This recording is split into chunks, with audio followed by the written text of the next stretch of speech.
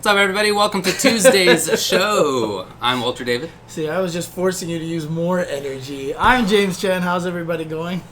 How I'm going is very tired. Right. I had to get up very early in the morning to get back from DreamHack Montreal yesterday, and then I had a lot of work to do, and I had to wake up early this morning also, and I just got back from physical therapy and a big workout, so I am drained. Dang, okay. I'm not sure why the light is so weird on this. It's very bizarre. I don't know, but it is weird. Anyway, how are you doing? I'm doing alright. I'm tired too. Just haven't been getting much sleep recently, but that's par for course. So, yeah, I hear you. That's I hear nothing. you. Yeah. All right. Well, here's what we're going to do today. We're going to be talking about these topics up here, including Terry's in Smash. The rumor was correct. It turned out. We'll talk about that. Talk about tournament results such as the PPL and DreamHack Montreal. There was other stuff going on as well. Talk about 5-5 matchup topics. We will discuss other FGC news. Yes. But before that, let's begin with this Smash Direct that happened last week. Yeah. So, you know what? It's another case where I'm really, really, really mad that the leak happened, that there was rumors. Dude, 100%. Because 100%. that reveal trailer was the greatest trailer of all time. Imagine if you hadn't heard that it was supposed to be Terry. And then this... I hope all of you have watched this trailer. It was absolutely worth watching. Even if you don't care about Smash, even if you don't care about Terry. I don't care. It was maybe the best. It was certainly one of the best character reveal trailers that I've ever seen. Right. If you didn't have a guess that it was Terry, then it could have been anybody. Because the way that they were passing around the envelope, which is what Smash does, right? They send you the envelope. Right, yeah.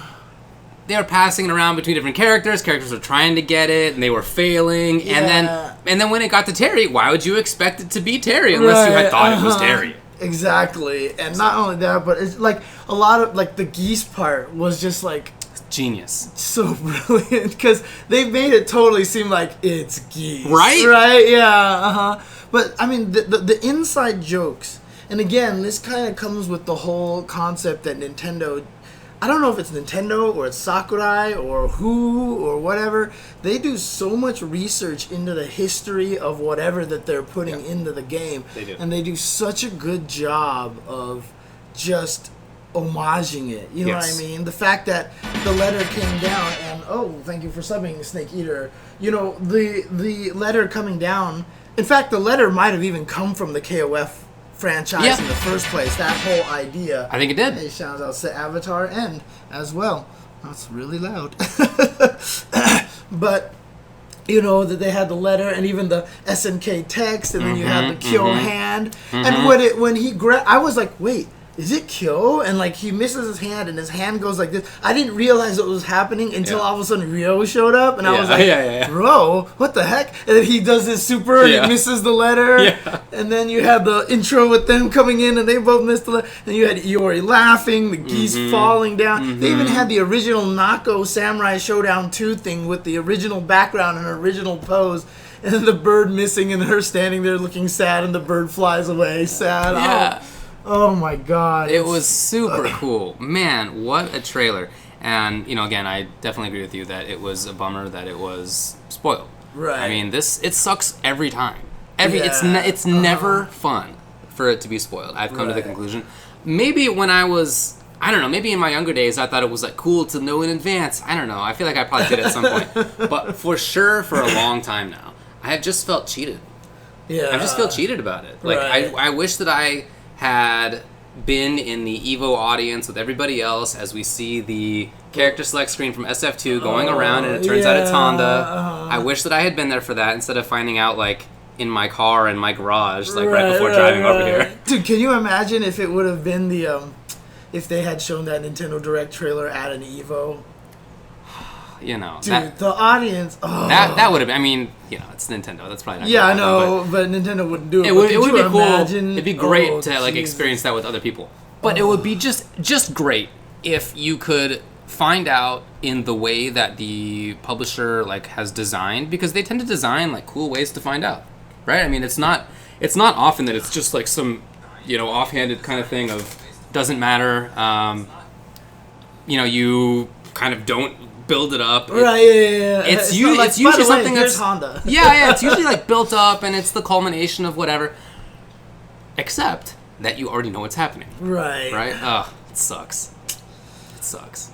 But yeah, dude, it's so cool. And of course, I mean, obviously the drama now is, well, not drama, but you know, the whole talk is like, why is Terry in this game? You know, why is Terry in this game? You know, from the, you know, who is this character? He's not even popular. What has SNK even done that's significant in the past 20 years, unlike Banjo-Kazooie? Unlike Banjo-Kazooie, yeah. Banjo-Kazooie. Yeah, or Game & Watch, or, you know, half the cast. It's probably not that. I don't know. I see a lot of people retweeting, you know, scrub quotes or those kind of things like that. I don't know if it's that bad. I don't know if it's just the silent majority kind of, not the silent majority, the loud minority. Yeah. Yeah. Well, okay, so on my timeline, certainly almost all of the feedback about Terry is very positive. People are stoked to have Terry. They know who Terry is. Right.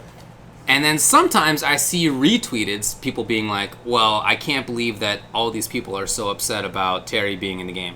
And on my timeline, I don't think I've even seen, maybe on like scrub quotes, but other than that, I haven't seen anybody say, wow, who's Terry? However, I did see somebody's who was retweeted on my timeline from the Smash scene. And they were like, I envy people whose timelines do not have people questioning who Terry is. If you don't believe it, it's happening constantly. And if it's not on your timeline, consider yourself lucky. Okay. So for me, it's not, but I guess for other people, it is. I don't know. That's That's, I guess, the thing that's happening. What do you think of the whole thing? What do you think of... I mean, we talked about it a little bit last week, how we were saying SNK needs a representation, that it feels like it fits, you know, and Terry Bogard would be an excellent, you know, fit in there. And I feel like they've already proven they can figure out how to put fighting game characters into the game. Like, I bet you Terry's going to be the same thing as Ryu and Ken, where he's not going to turn around on 1v1 matches and stuff like that. Sakurai revealed him just doing Power Wave and Burn Knuckle. That's probably all they have him doing so far. He probably doesn't have anything else right now. Sure, that's neutral B towards B, you know, kind of thing. That makes sense. Up B will probably be Rising Tackle. Although some people said that maybe Rising Tackle should be up A, like U air. Right? Oh, that makes a lot of sense. It makes sense, because maybe up B can be Power Dunk or something. Oh, sure. He goes, Power! Oh, that actually makes a lot of sense. And he would hook on or something like that. That makes total sense. But he would have to Power Dunk pretty high up, I think. He would? Power Dunk doesn't go very high. I think it would be a record for Power Dunks. Down B would probably be Crack Shoot or something. Crack Shoot makes sense. He could probably do mid-air Crack Shoots or something, like on the way. Crack Shoot. Yeah, oh yeah. I mean, he'll definitely have air Crack Shoot. I think it's very cool. I mean, you know, I'm happy to have Terry in there just because I am like a fan of fighting games, and that's cool. Terry's never been a character that I used myself, but I've certainly played against him in any number of games. Right. So yeah, I'm happy about it. And as you said, they do a good job. They do a really good job with importing characters. They did a fantastic job with Ryu and Ken. Dude, in that in the thing where they were showing the demo of the Power Geyser and the Burn Knuckle, Ryo was standing in the background. He's just chilling there, like a KOF teammate back there. I wonder if you pick Terry, is he just gonna put random KOF guys just standing in the background the entire time? Because you know how like Pokemon Trainer is in the background running around. Good point. What if they just throw like Kyo and Ryo just standing there going like this the whole time, dude? So cool. Because Ryo is literally just sitting there in the background. I didn't even think about it. Yeah, I think that would be so funny. That will be very, very cool. Some people did say that Terry did look like a grown-up buff version of the Pokemon Trainer, which yeah, I thought was saw hilarious. That too. I think that is very funny. Yeah. Anyway, I'm really happy about it. I think it's super, super cool.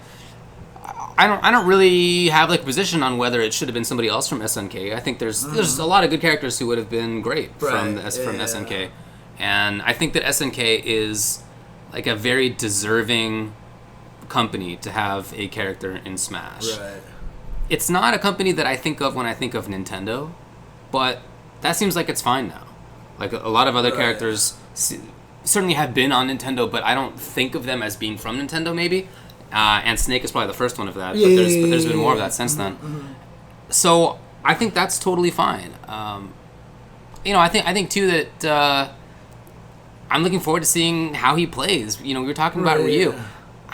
I'm very curious to see, like, for example, whether there will be anything that's like if you do a Shoryuken motion, like the Oh, DP yeah, is that's right. different. They might not do that with him. I don't know. Yeah, I don't know. that's a good question. Yeah, I don't know. I think it's really cool. Because Sakurai is just there was the story that kept getting retweeted that, one of his fighting game, his whole fighting game love started from KOF. Yeah.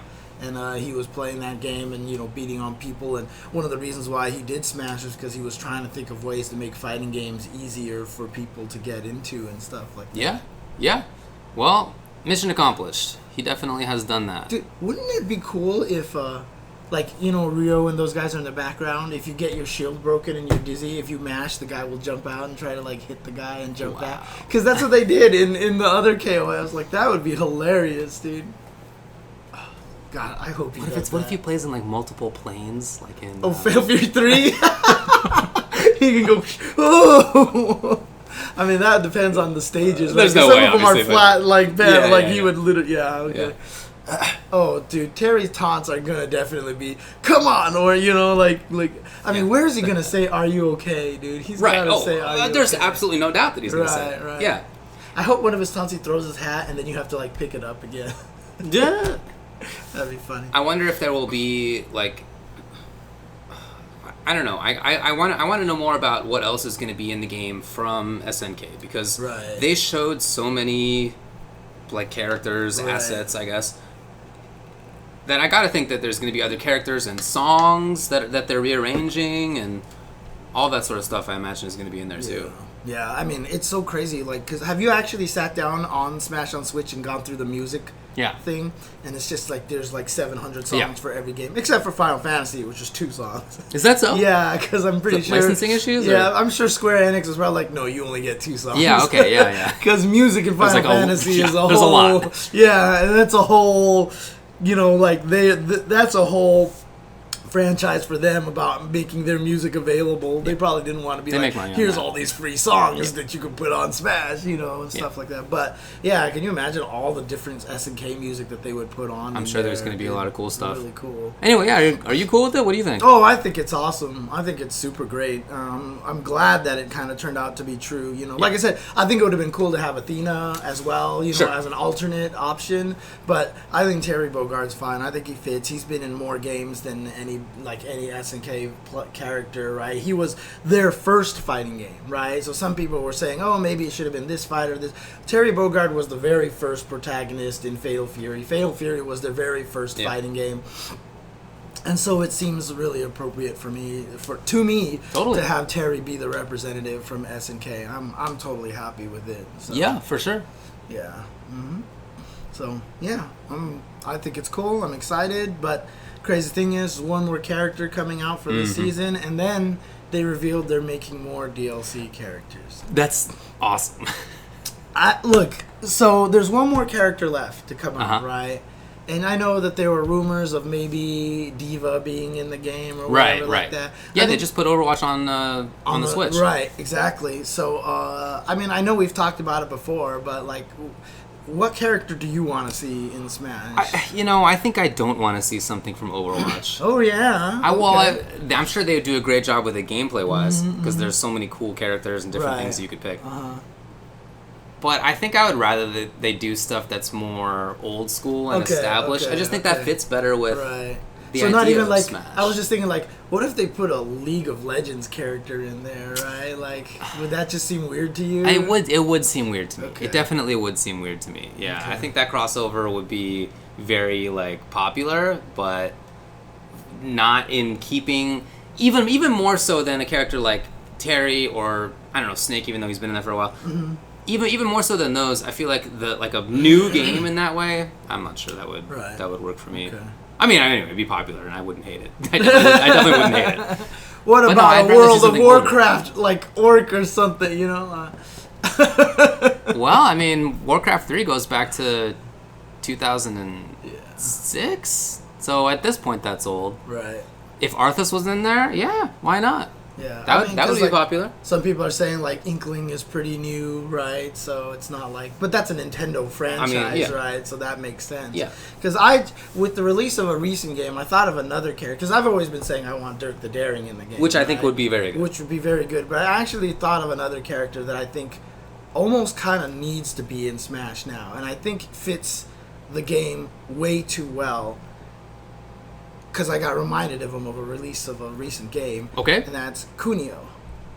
From the River City Ransom, Super Dodgeball, etc., etc., etc. He's been in so many games. There's so many games that we don't even know in the Western audience that he's been in. Interesting. And, River City Girls just came out, and he's an unlockable character.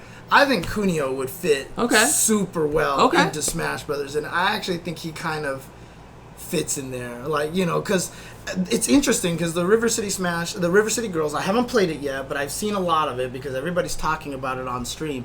It looks beautiful, but there's references to Marion from the Double Dragon games, like Abobo is in it from Double. So that whole universe is like a thing, right? That American Technos universe that was there. I don't even know what the company is in Japan. I forgot. Because I don't know if they would be called American Technos, because that seems kind of weird. No idea about it. So, but yeah, I think Kunio would fit in really well. So, but I know. What about just regular Double Dragon characters? People are talking about Billy or whatever. Billy and Jimmy you don't care? Are posers, dude. Kunio's the real guy, dude. Yeah, it's interesting too because a lot of people were pointing out too that when you look at the cast, that everyone was created in Japan.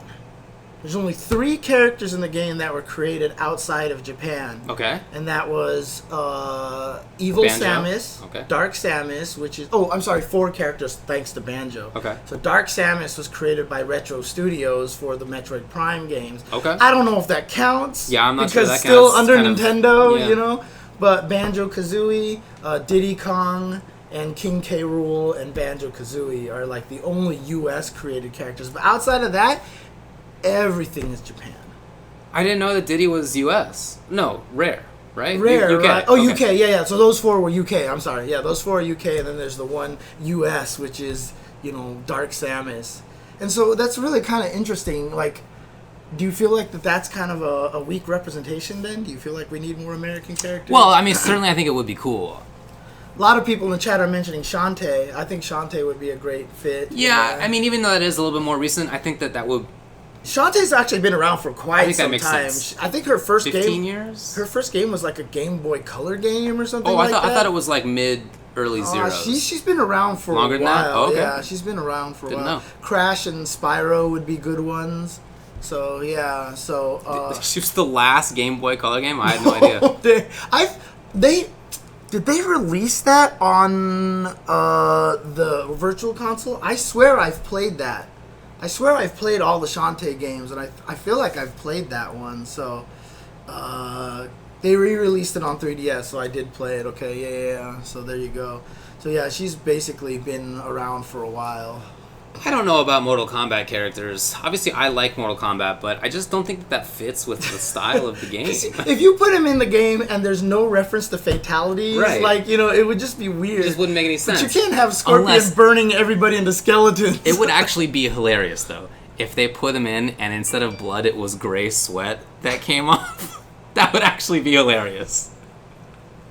That would be genius. Wouldn't that be great? That would be genius, dude. Oh my god, that would be the best way to get around it in the most cheeky, inside jokey way possible, dude. Oh, that'd be hilarious. Which is what the Super Nintendo version was. If you don't know, the gray sweat coming off of people. They just recolored the blood. I had to go to my friend's. My next door neighbor had a Genesis, and we went over there to play Mortal Kombat because our version sucked. But did you have the 3-button controller? Or did he have a 6-button controller? It was a 6. Yes. Oh, he did have the 6-button controller. Nice. Okay. Oh man. I'm not sure it was the 6 yet, to be honest. When MK came out. I don't really remember now. Because MK, wasn't it like weird that one button was blocked and the other two were like the punches, but you had to hit start to switch it to the kicks or something weird like that? Yeah. Because they did that for Street Fighter too. You had to hit start to switch it, and Desk did a whole combo video on the Genesis version. Desk, oh man. With the 3-button controller switching it back and forth. Yeah, I feel the same way about Doom Guy. Doom Guy is a character that would make sense just from like video game lore, like sort of importance in all-time video games perspective.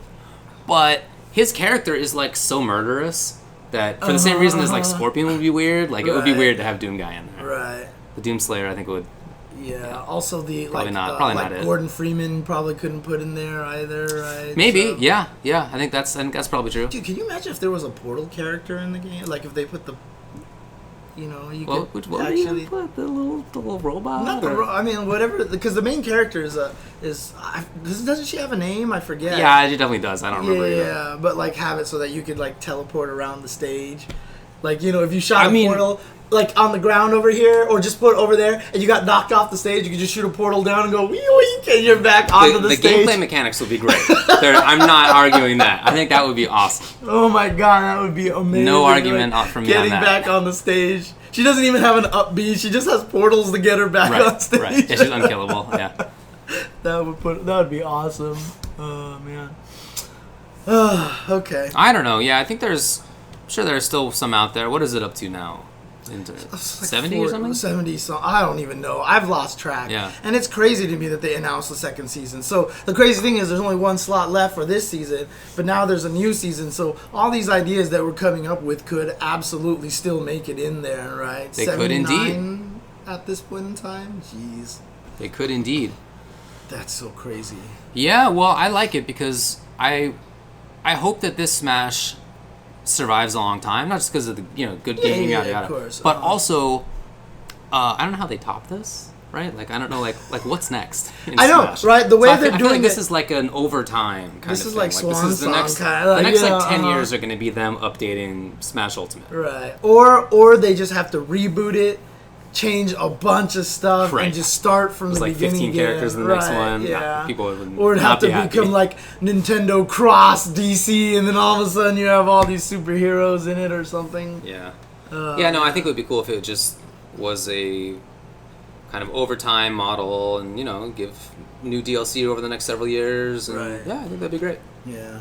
Well, hopefully it lasts for a long time. I mean, I don't see why there wouldn't be. It's the reception for this game, I feel like, is vastly different than for Brawl and for Smash Wii U, right? So I feel like people are enjoying this a lot more. Smash Wii U had that problem of it being the two stocks, the slower to kill kind of thing. This one is kind of back to a little bit of the fast pace. The combos are crazy in It's this a game. great game. I really like watching it. Yeah, so...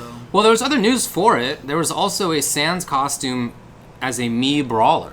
Yeah, so that's from Undertale, right? That is from Undertale. I've never played Undertale. So Wow. I have. Yeah, I know. Everyone tells me I need to play that game. I think you in particular probably should play that game, but don't look it up. Yeah, I know. I understand that there's Yeah. a lot of crazy things going on in that game. I think you yourself would unfortunately really know like it. some of it already, okay. but still at the same time. But I do need to sit down and play it one of these days. So. Agreed. I think you should.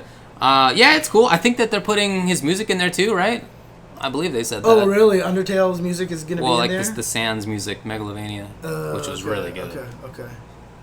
Yeah, but Man, that game has great music. It is Megalovania, yeah. Okay, so He looks cool. I mean, he looks like Sans. Yeah, it's just me Brawler costume, but everybody was super hype about it anyway. Like, Yeah. so I feel like people were more hype about that than they were for Terry. From the Smash community side of things. Maybe.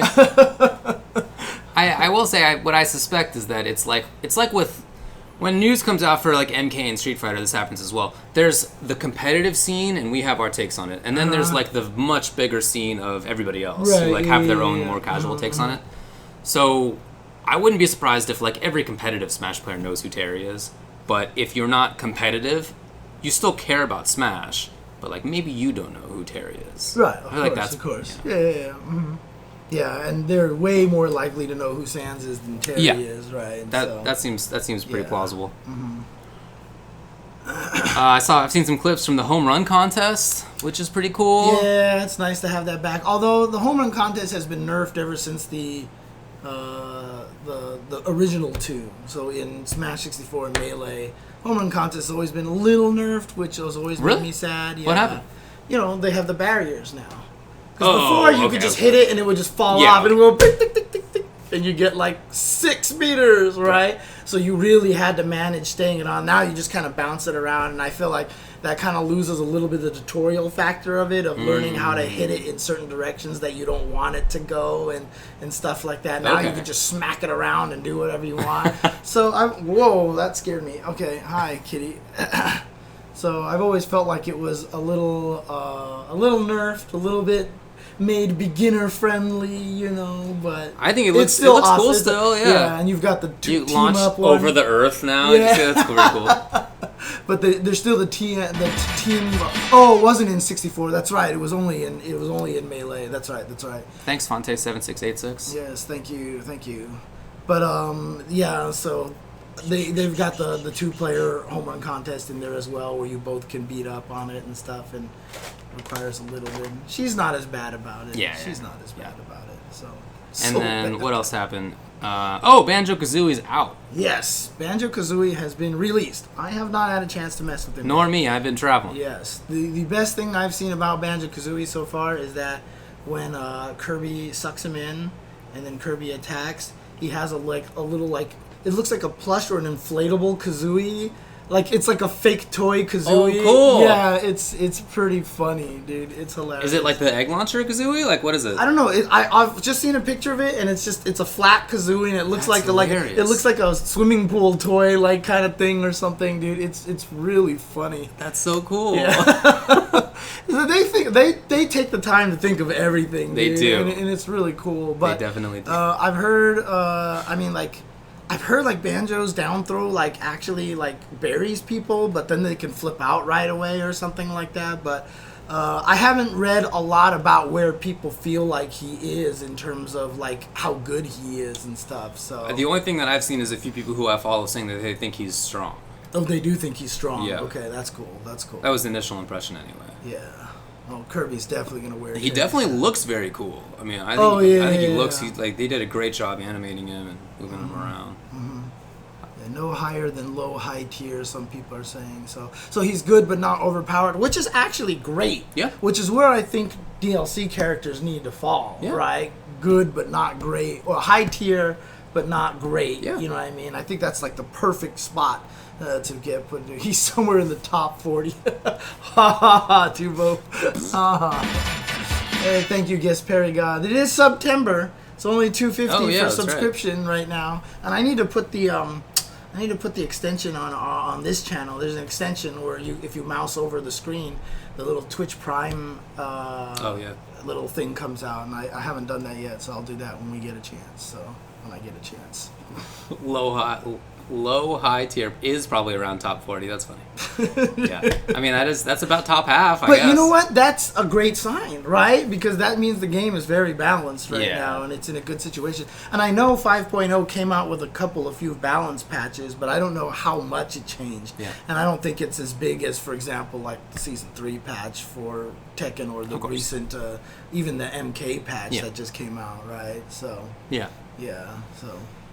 Yeah, all right. Well, as you said, the other news is just that there's more DLC on its way, but, you know, we'll see what happens with that. No new news yet. And again, it's just, you know, it's a weird situation. Do you put in the character? Because the thing about it is Smash Brothers really has just kind of become this interesting homage to older games, this museum, this kind of thing. And it's interesting because I talked to my brother about it, right? And my brother has 2 kids. One is now 10 and the other's 6. It's crazy. I hear you. It's crazy that he's 10 years old now. But he's learning about all these characters through Smash. Wow. It's because of Smash he knows about like Pac-Man, he knows about like all these old characters. So my brother, he always asked my dad, who's this character? Who's this character? And it's because of that my brother's like, oh, well, this is this character from the... Your brother's the right guy to ask. Yeah, and it's like, that's so cool. That is that cool. is like one of those side effect things that you don't think about right. when the game is being made. But like he literally gets to teach my nephew about the history of video games because Smash makes him want to learn about those characters. Cool. And I think that's super sick. That is definitely cool. Yeah, yeah. Well, he'll get to find out who Terry is. Oh, what are you attacking? You are literally attacking nothing, Jasmine. She's attacking the TV right under the camera. Yeah, she's attacking the text. It's weird. That's true. Oh, does that face kind of look like it's a fly or something? Maybe. I don't know. Every time I pick up the camera now, she thinks I'm going to try to feed them because that's generally when I try to feed them. So every time I pick it up, she just thinks that... She's definitely going specifically for that face that the Martin face B put up there. Yeah. So there you go. That's one way to get Jasmine's attention we figured out. Anything else to say about Smash? Nope. Now she's looking at me here, so...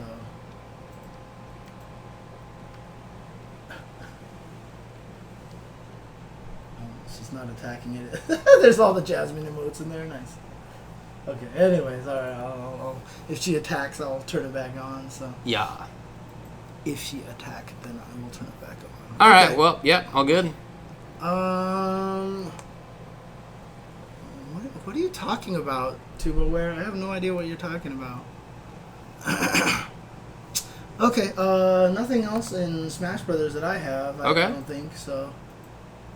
But just great information. Nintendo's got to get on the ball and just allow that stuff to be debuted at EVO. I'm just telling you, dude. God. Their audience is way too big to do that. Yeah, I know. It's way too big. Can't they just do that for EVO and then just put it in the next? Because things get leaked anyway. Way too big. All right, you're right. You're right. It would have been cool for a fighting game specific character. It would have been cool for Terry or Ryu or something like that. Terry would have been the perfect one. Ah, well. Commander Keen would be hilarious. Again, there's a new game. And isn't it on Nintendo? I think so, yeah. Because I remember mentioning before this is genius. This is the perfect one. I don't know who Commander Keen is, remember? Yeah, I don't understand. But yeah, I do remember. I don't know, you never had a PC I gaming. never played PC That's what games, yeah. And I didn't even have a PC until my college days anyway, so I was always a Macintosh person before then. Oh, wow. So, yeah. What a weird life. Yeah. Dude, for the longest the new game was mobile, right. No, for the longest of time, I was I ran on the Apple IIgs. That was my computer when I was in grade school through junior high, which is the Apple IIgs, which was the latest, greatest Apple II computer. Then the Macintosh got popular, and they discontinued the Apple II line, and so I ended up with a computer that was discontinued very, very quickly. Nice. But that was back when there was no such thing as an operating system on a computer. You just turned it on, and it just sat there. Yeah, you had to do it. Yeah, you just had to, like, do all the stuff yourself, and computers were weird that way. Well, I mean... There was an operating system. Well, there was an operating system on it, but there was no like interface. There was no there was no mouse. There was nothing, anything. It was all text based. Yeah, it was crazy. And then the Macintosh took over because it had the desktop and the graphical interface and stuff like that. We had DOS until probably 92 or 93. Yeah, so. That's right. PC going back, and before that I was a Commodore 64.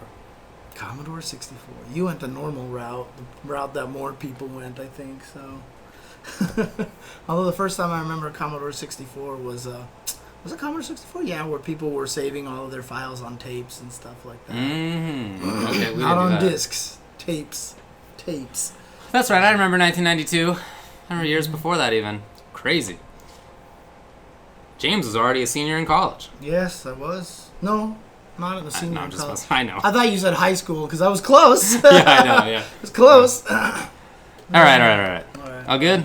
Yeah. Cool. Yeah. So, in other game news... cat hair. You got catted. Cat hair.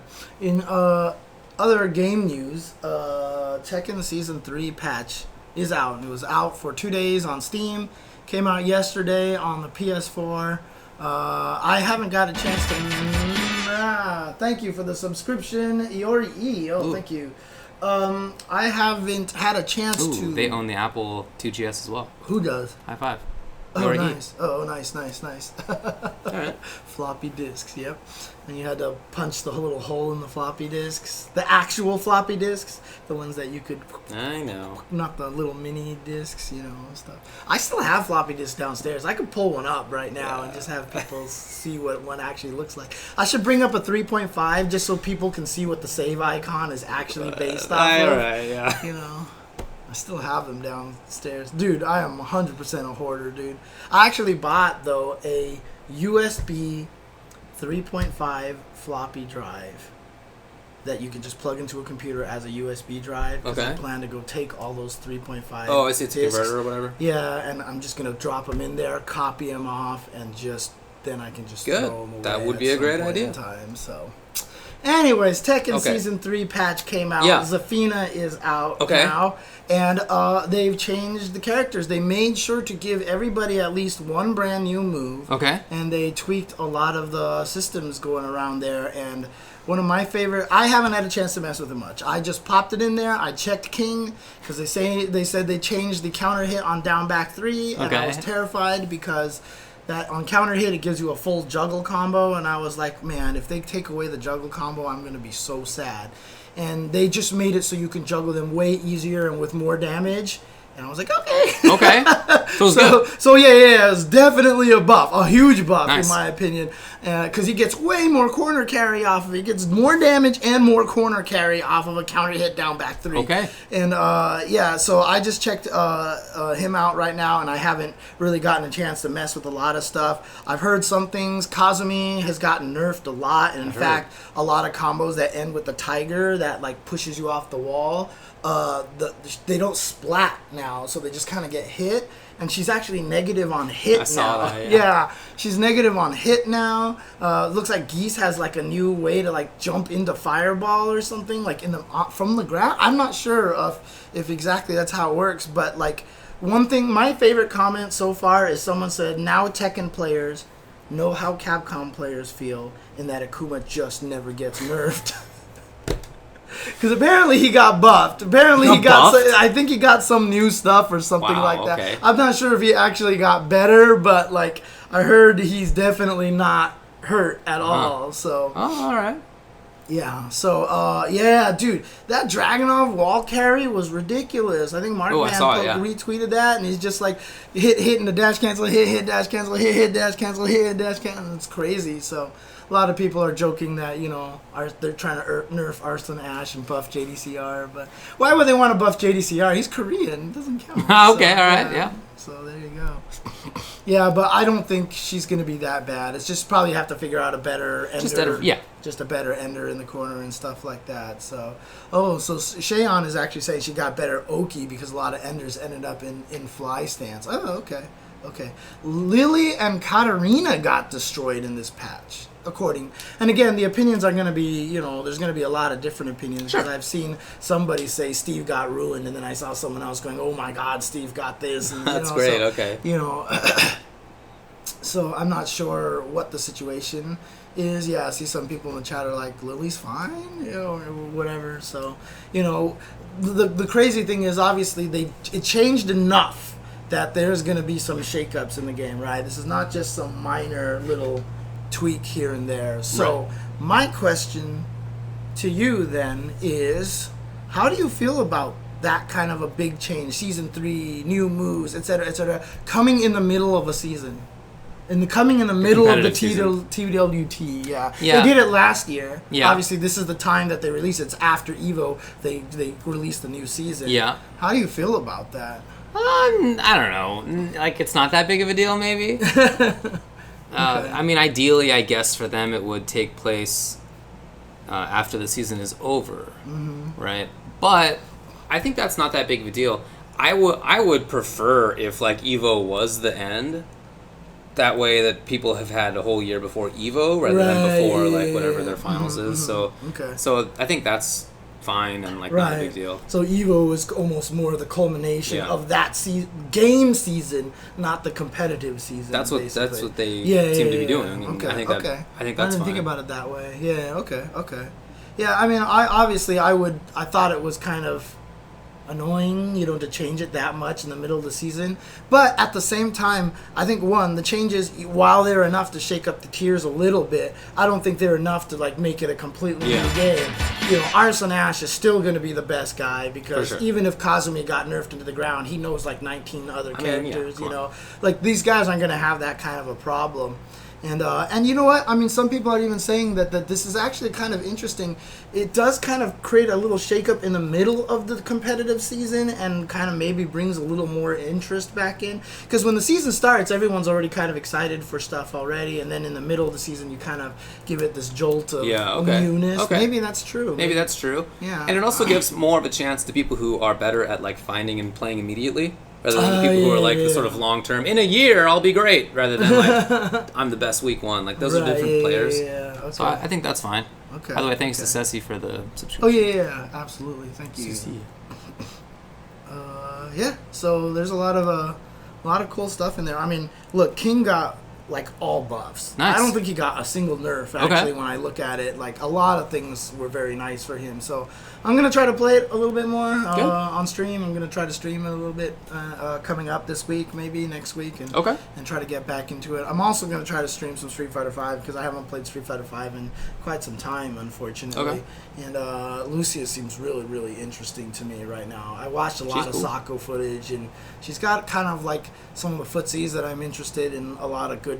Really, I mean, she's very combo heavy. Yep. And it just seems really, really fun. Cool. So, yeah. Okay. All right. Oh, no one's counting out Knee, dude. Knee is definitely still going to be in there the whole entire time, so. Okay. All right, well. Speaking of Street Fighter V, unless you want to take a break real quick.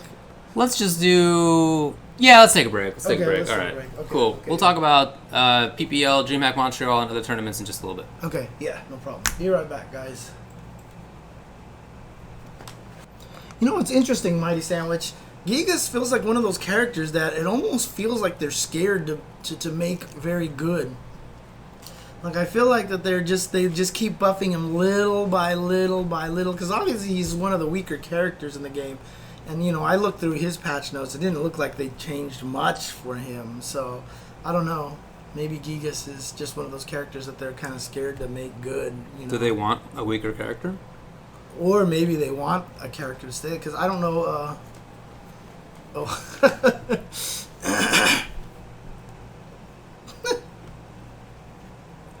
Yeah, that's absolutely. See, I kind of agree with that, Shayon, is that Gia... Because the thing is, he's so big. And he's got that range, so he could kind of end up like a more scary Jack. I feel like if he was a little too good, and he's got some of those weird like mix-ups that kind of, I don't know. I feel like I just don't know enough about it. Yeah, he has the potential to be really, really strong, and I don't know. See, so TK Cole, you tell me, because I don't see enough Gigas. But, you know, I know he has that rage drive that kind of forces you into a guess. I mean, is that true, or is there easy ways out of that rage drive? Is it pretty easy to get out of that thing, or is it actually a mix-up that he puts you in? Oh, shout-outs to Richard Kukunski. What up? 49 months. Dang. 49 months. Dang, this guy's here for 4 years. 4+ years. Oh, it's a 3-way guess. Okay. Gotcha. SF fourth strike, huh? Well, it can't be fourth strike. You'd have to change the word, right? Because it's always second impact, third strike. So it has to be like fourth bludgeon or something like that, right? Fourth defenestration or something like that. It has to have like some sort of, you know, impact sound, right? Fourth crunch. You know, crunch. Fourth thwack. All characters ever released with third strike mechanics and graphics. No buffs or nerfs after launch. No buffs or nerfs after launch. Wow. That's not the right era, man. Yeah, I know, right? Well, not gonna happen. Not gonna happen anymore.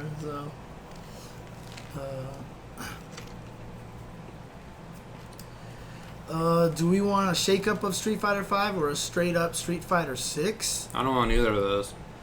I would be. I mean, I wouldn't mind a shakeup of Street Fighter V, just because it would be nice to inject a little bit more excitement or like newness into the game, and at the same time give Street Fighter 6 another year of baking. Oh because, yeah. However much it needs, man. Yeah, because whatever. Dude, I was tweeting about this. Hi-Fight tweeted about this and was asking, like, what kind of stats would you like in-game and da-da-da-da. And I was like, I want actually a stat of every move, how often they were landed, whiffed, connected, counter-hit, punished, etc., etc. Ah, he's walking on your keyboard. Oh, that's right. and et cetera, and show you the percentages, how much damage came off of every time you landed this, so that way you could try to see if the best Karens had the most damage off of a crouch medium kick, kind of a thing like that, right? Okay. And then someone actually showed that in Street Fighter V, it looked like they had that set up. There's Really? like a screen you can go to where you could see all your moves that you used, and like I didn't even know where he got that. I don't know if that's a hack or what, or if it actually is in game and I just didn't know, but it just doesn't do anything. Like that screen doesn't do anything, right? Then there was the whole different block animations on negative moves, supposedly, like Ryu sweep and crouch fierce, right? To make it like clearly this move is negative, you know, it's your turn, and they just never followed through with that, you know, and it's just like, I just feel like if Street Fighter V had baked in one more year, so many cool things would have been in there. So yeah, maybe it wouldn't have had a root kit. Oh yeah, oh, God. Well, that was also, you shouldn't. One, when you gotta double check people's work, right? There are so many stats in Street Fighter V. Yeah, High Fight knows this as well. So it's cumulative for online play, not for short first to 2, first to 3 matches. There you go. Yeah, there should be, like, that stat should exist after every game. You know what I mean? You should just be able to check that stat after the game. Because somebody was asking me, maybe we should just talk about this on a 5-5 segment or something like that. Okay. Let's come back. Okay, is the ad done then? Yeah. Okay, all right. All right, welcome back. Mic back on. Yay! To the show. It's the next part where we talk about the tournaments that occurred over the past weekend. Yes, that's right. A Well, lot of stuff happened this weekend. That's actually. true. Yeah. Let's begin, I guess, the PPL. Yeah, the China tournament. What? PPL. Come on, David. What do you want them to call it? Like, What was it called? It was the People something. The People... It was the People something league. Oh, I forget what the middle word was. Probably I watched Perfection League or something. Premier League. There People you go. Premier League. It wasn't People's, I want to point out. Oh, okay, it's just People Premier Correct. League. People Okay. Premier League. Okay. Did you watch any of it? I watched all of the top 8. Yes, I Okay, did. cool. Me as well. Yeah. This was a premiere event on the Capcom Pro Tour. What did you think? There's only one thing that really kind of talk about. I mean, it's sadly we're not even the thing that probably stood out the most to us was not even the person who won the tournament. Well, I was not going to even talk about gameplay first. What did you think about the Chinese speeches that were being given there and the bureaucracy going on? And it was a trip, man. So I was doing stuff while I had it on in the background. So every time that started happening, I completely tuned out. Okay. So I have no idea what was going on in any of those situations. I don't know what they were half translated. Right, because not even half. Yeah.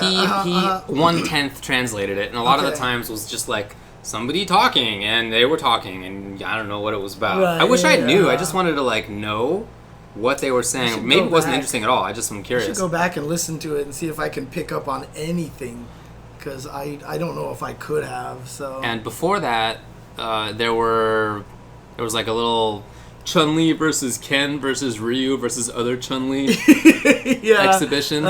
Exactly. They're trying. I mean, it really feels like they're trying to make it like this kind of production kind of thing, with this big esportsy kind of feel to it. Like, here's this little segment here and da-da-da-da-da. Look, that's not fighting game community. That's just not the way that the FGC wants to do things, in my opinion. But I have no conception of what the FGC is like in China. Right, that's true. I have no conception. Right. I'd love to know, but the only thing I know about it is the 3 or 4 players who tend to travel to North America. Okay, I That's guess all it's I a got. standard at Asian tournaments or something like that. Okay.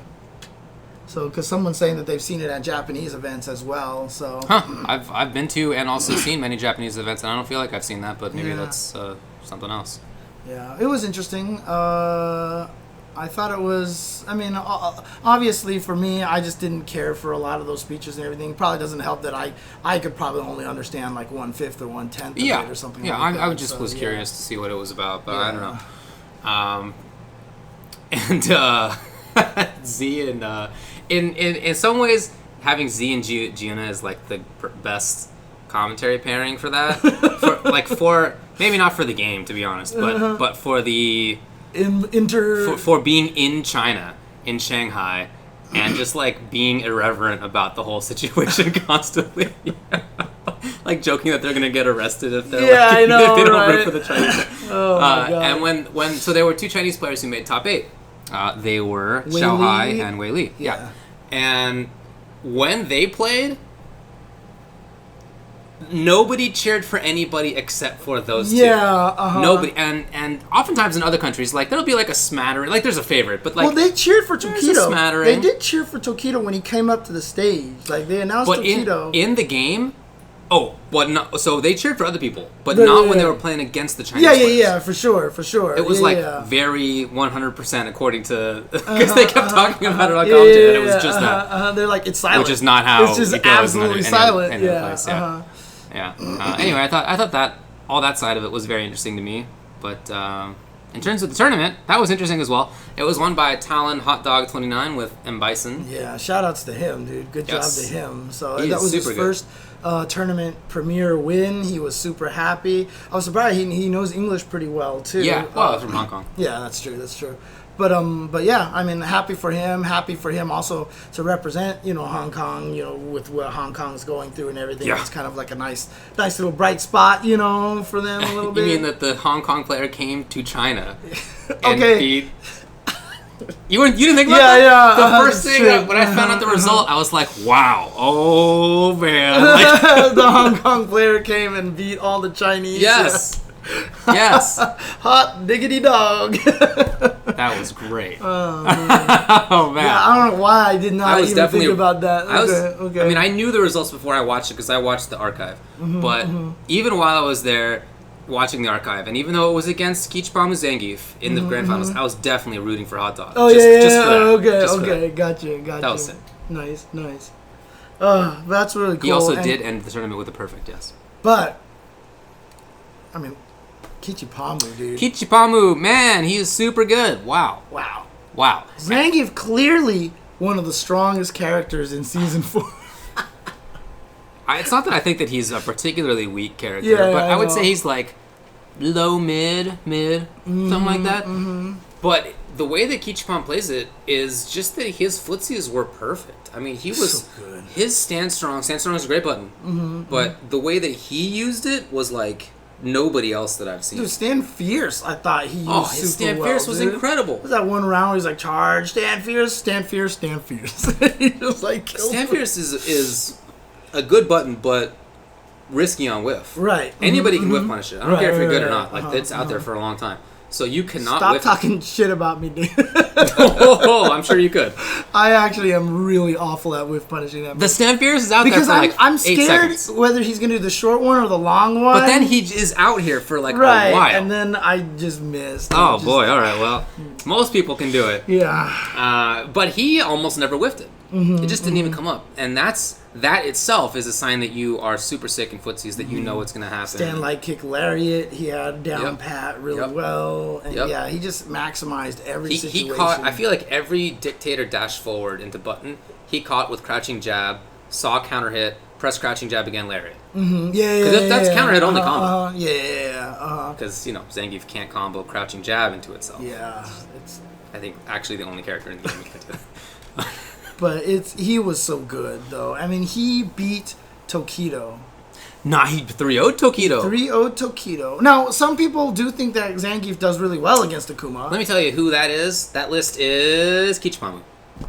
You don't think? I always thought you thought Zangief did well against Zangief. I would say it's even. Right, even, right, Yeah. not bad, right? I mean, No. because like Akuma Zangief has always been one of those matches where it's just like deal with air fireballs all day, and this sucks, you know. in this game, I think that air fireball's not a big deal. Right. I would say it's pretty even, but Kichipa-mu said that he thinks that it's a win. Right, and a lot of people, and Giuna and Z were even saying it on commentary a lot, that NL was kind of like asserting himself as one of the best Akuma players. In fact, he was lasting longer than Tokido did, and then he lost to Kichipa-mu as well. He got blown up also. Yeah, and Kichipa-mu then beat up September Mago. He beat Mago just after Muddleweight asks in the chat, did he beat a Karen in top 8? Yes, he did. Yeah, he beat September Mago, which is like super buff. I'd never heard that phrase until like this weekend. Right. Has that been a phrase? I think so. I think since like last year, Okay. people have talked about how good he is around that time, and someone actually posted up his record in September, and it's like amazing. He has. I can imagine. I mean, I can think in my mind that he's been better at the end of years, but I never have heard that phrase. Anyway, it's a good phrase, so I'll definitely go with it. Yeah, then he lost the hot dog, which of course Bison is actually probably loses the Zangief. I mean, I guess I've never thought that it's Okay. a particular great match or whatever. Bad. Hot Dog did beat him in winner's side, and then Hot Dog beat him in grand finals as well. So Hot Dog is the only one who he lost to. Hot Dog is a super good player, but I also just think if you watch it, like, they can both whiff punish each other. They can both get their offense going. They both maul. I mean, it's... Dude, Hot Dog had some of those... He had all the set play with the bomb planting cool. and stuff like that. Yeah, he had the cool situation where you do that, and if he knows if he throws you in this situation, then he can backdash into the Devil's Reverse and create the mix. What I liked is that he had all the branches. So it's like a lot of times people have this cool setup that requires that after he plants the bomb that he gets something. Yeah. But regardless of what happened next... He knew the timing of what to go for next in terms of the mix-up. He had all the branches. It was very cool. It was actually really nicely done. I definitely agree with you, yeah. I mean, Gief can just V-skill that stuff, but, anyway. Oh, that's right. I didn't even think about that. Because then he would absorb the bomb and the Devil's Reverse, right? I mean, that can be a little different depending on if it's EX, but... Okay. Yeah. But anyway, it was a mauling. He got 3-0'd. By Hot Dog at the end. Yeah. So Hot Dog is extremely good. I know Hot Dog also does think that Gief beats Dictator, so he overcame what he considers a bad matchup, which is cool. Yeah, and again, a lot of people have talked about how they consider Bison one of the strongest characters this season. Problem X doing really well, and here you go. Now Hot Dog winning with this character here. So you also think he's super good this season? I think I've been saying he's top 5 since before the season started. As soon as I found the patch notes, I was like, wow, all right, heads up. Bison's they were nice character. to Bison. They were very nice to Bison. Yeah. I was surprised, I thought it was going to be like one of those, foreigner wins a tournament with this guy, let's nerf him, but, it didn't actually happen. Very cool. Anyway, it was Kichipa-mu second, Mago, then NL, then tied for 5th were Whaley and Xiaohai, and then Tokido and Fujimura were 7th. Yeah. Shout outs to Whaley as well. I mean, this is just one of those situations again where you get to see. I mean, Whaley's played and made top 8s in other tournaments before, but not like a premiere like this. And he was doing it with Laura, by the way, which is a character that we just don't see in Asia at all. Yeah. And so I'm really happy. It's just one of those things that I wish we could see these guys travel more. That they could actually go around and visit more of these events and stuff like that. I mean, isn't like Xiaohai like super baller? Shouldn't he like be able to sponsor like some of these other guys and go or something? That would be cool. Yeah, there was actually some crazy things like that. So, is Fujiwara really learning Akuma? That's crazy. But somebody, Xiaohai played Karen. That's why. Yeah. He actually switched to Karen at one point. So maybe he's starting to be. He's down the Cammy to Karen road like everybody else is, right? Dude, that makes total sense because he's never cared about Cammy. He's not a Cammy player. He's a top tier character player. He played her a lot in 4. Yeah, and then when Evil Ryu was better, he went to Evil Ryu. That's right. He did. Doesn't care about he Cammy. did. I forgot about that. He I just plays forgot top he tier. went to Evil Ryu. I forgot about that. Yeah. Yes, you're right. There you go. Anyway, that was a really good tournament to watch. Itazan got 17th. What? Upstaged by Kichipa-mu. Twice now, dude. Twice now. Yeah, that's there you right. go. So there were 8 Urians in top 64. Wow. There were 7 Akumas and 1 as a secondary. And there were 6 birdies. And none of those made... Top 8. Well, not just top 8. Did any of them even make...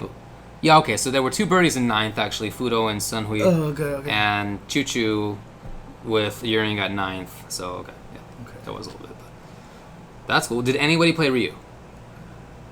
Doubt it. I doubt it. Is he even on this list? Oh, 2 people played Ryu. Whoa. I just scrolled down to 0 and 1 expecting him to be there, but no, Nice. he wasn't. Nice. That's cool. Yeah, we didn't get a chance to see any of the new characters there, did we? Did we have any? So I see Honda Zero Zero, Hondos. Poison Zero. I guess there was a Lucia. in there. Lucia, 2.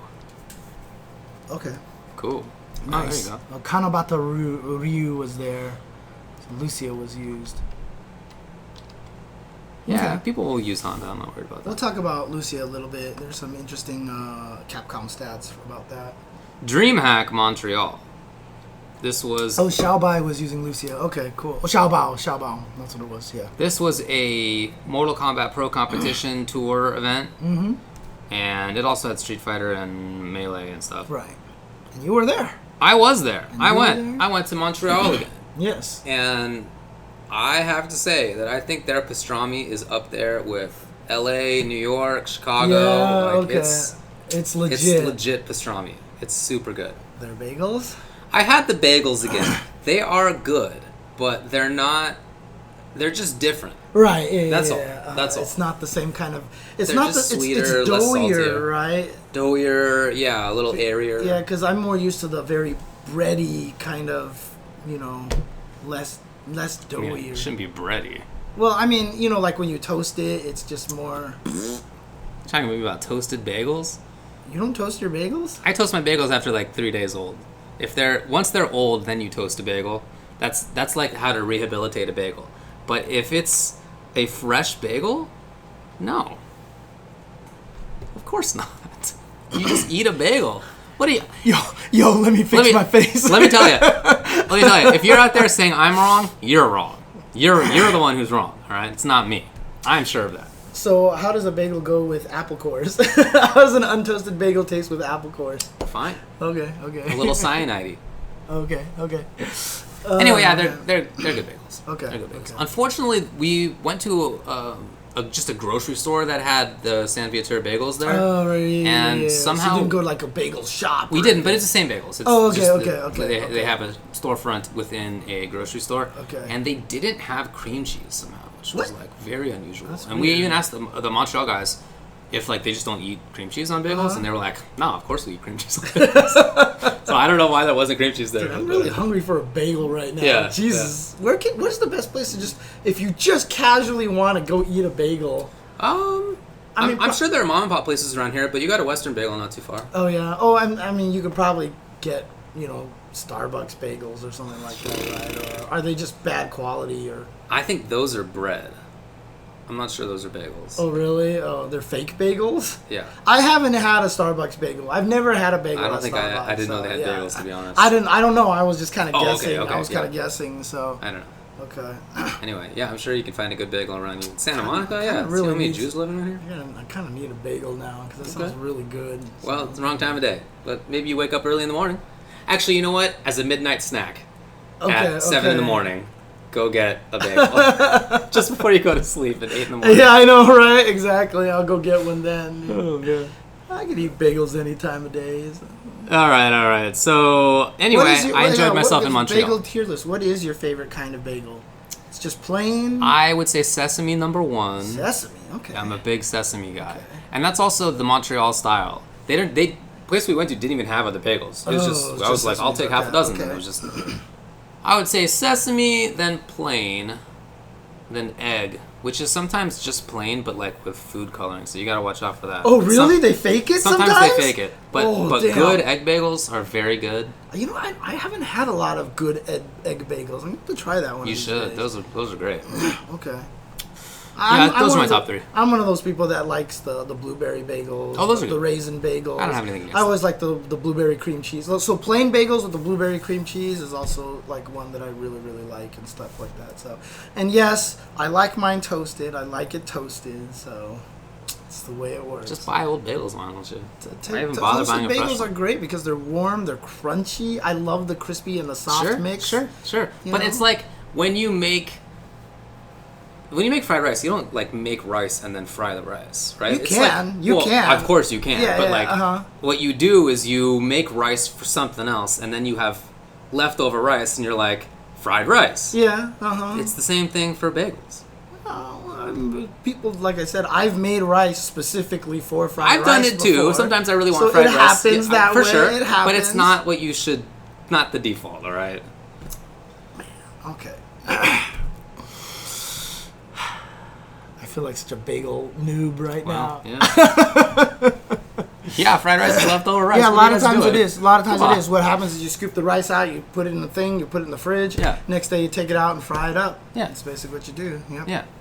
I don't know what restaurants do. What are you talking about? I'm absolutely in the right about both these bagel and rice things. For sure.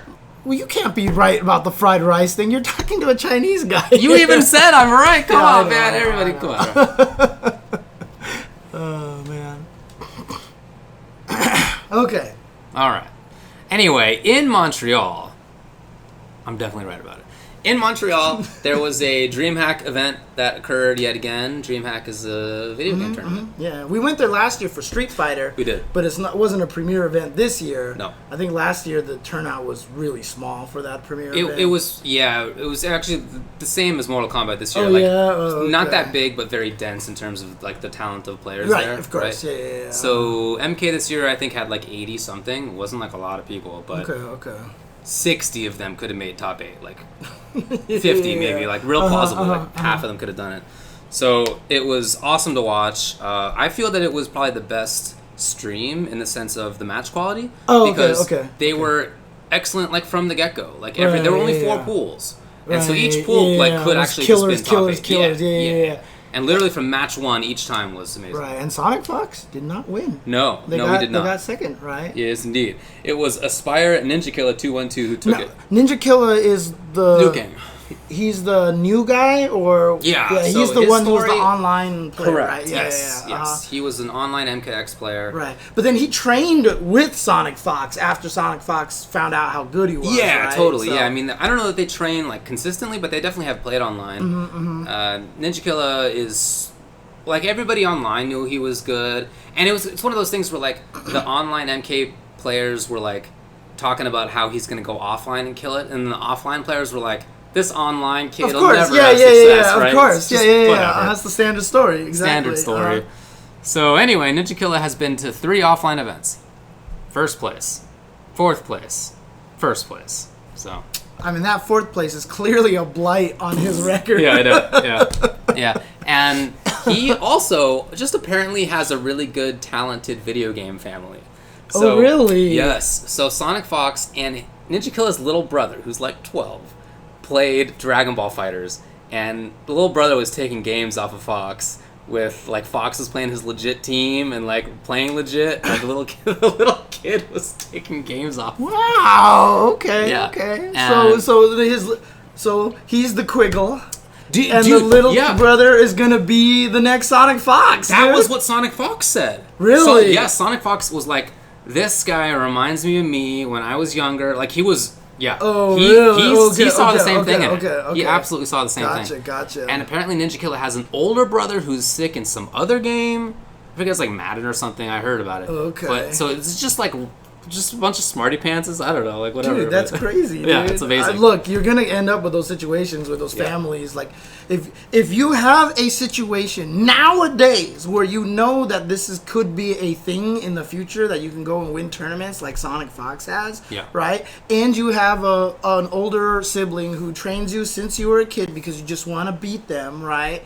And to the point where your parents support it, right? It can absolutely... Dude. Yeah. Sorry, just total tangent here, but I've got to go into this tangent. Do it. My brother can't beat his kid in Smash Brothers anymore.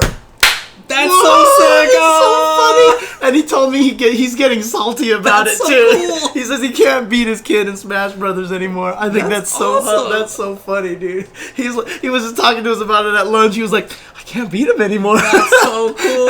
and he even used like, you're using this good character or whatever like that. And his kid would be like, what character do you think is bad? I'll play him. And he was like, Olimar's not good or something. Oh, no. Yeah, I know, right? Olimar's fine. And he picked Olimar and he beat him anyway. Yeah. It's so great. It's so great, dude. Wow. I'm so happy. Sooner or later, my brother's going to be like, James, can you come over and beat him? Wow. And I'll be like, I don't know if I can. Yeah. Dude.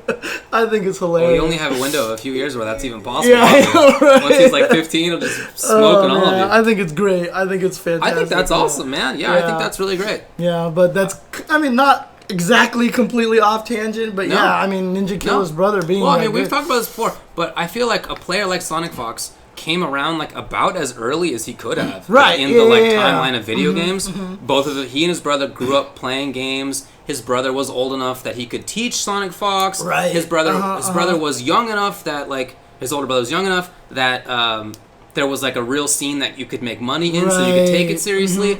Young enough that their parents both thought it was cool and would support them. Like that, the confluence of factors. You're not going to get much older than how Sonic Fox is. Like, it's just, there's a time. So, for sure, I expect more of that to come. Yeah. Okay. Well, that's exciting. Good job for Ninja Killer. I'm really glad for that. And, awesome. And, of course, Sonic Fox is just going to continue to dominate. So, Fox play a lot of Devora. Right. Because you said that, they've been maining Devora mostly. Yeah, well, nowadays, that's what Fox told me. So, apparently, I asked Fox, and they were like, this character is S-. And I was like... S-? I was like... Devora? You're way better than me, but I don't know. And then the more that I watched, so last week at Celtic Throwdown, they played Devora 2, and I thought that it looked bad. The character looked bad. Right, I remember you saying that. Yeah. And then despite Sonic Fox using her, she didn't look that. You were like, man, this character's really bad. That's what I thought. Yeah, and then watching Fox this time, I think I saw more of it. I don't know if like Fox has just been like playing. I mean, obviously he's been playing a lot. And just like figured out new stuff or whatever, but like I can see a lot more strength. Oh, okay. In Devora now. Okay. That said, Fox did use Jax and Cassie also, so right. Yeah, I saw Jax was in the grand finals at the very end, right? Yeah, because basically Fox is looking for a way to beat Liu Kang. Right, but Liu Kang is the problem right now, right? Yeah. Wait, what exactly buff did Liu Kang get that made him so strong now? Is it just that everybody else got weaker, or what exactly? They fixed some of the whiffing issues, not all of them. Right. They also made it so that like everybody else basically, a low poke will now jail into stand 1. Right. So he can much more practically get stand 1-2, which is plus 3 on block. Right. So he's just like plus on block more often. Gotcha. And some of the other characters being nerfed. Also, people already thought that he was really good. Right, of course. Yeah. He was already on the way up before the he patch, was. right? I just was wondering if there was any particular thing that happened in the patch. So Yeah, I would say it's probably like the down 1 jailing. The jailing is the closest thing. Okay. Gotcha. Yeah. Oh, shout outs to Waz in the chat as well. Waz says the same thing. Yeah, there you go. the same thing. So there you go. I know what I'm talking about. Anyway, then it was Deoxys Geras who did as well as he's ever done, which is really cool. Kevo, Extra Born, then Gunshow, who's a Canadian player that nice. people have known about. He's very good, but doesn't travel that often. And so, this is more approachable for him, so he got 5th. Does he use Aaron Black? I'm sorry, he doesn't. He does use Jax, though, okay. Yeah, that fits. That fits. Okay, yeah. Good. Then good. Dragon, and then Dizzy TT and Hayate were 7th places. Right. So it's Dude, cool because this is the first time Foxy Grandpa has not made a top 8 in like 1,000 years. It's the first time on the whole Pro Tour he has not made a top 8 winners. He made top 8 winners every single time. Wow. Yeah. So now he got 9th. Scar didn't make top 8. Rewind just won last week. He got 9th. Well, Scar won Combo Breaker. Scar won Combo Breaker. Not Combo Breaker. No, it was Combo Breaker. Was it Combo Breaker? It was. Where was the one where he got the pop off on him? That was at CEO. That was CEO. Gotcha. Okay. Yeah. And then, players, like, there were a bunch of good players who finished outside Did of top 8. Foxy accidentally pick up the wrong I was just going to say. So, Foxy, yes, picked Spellmaster Shang Tsung.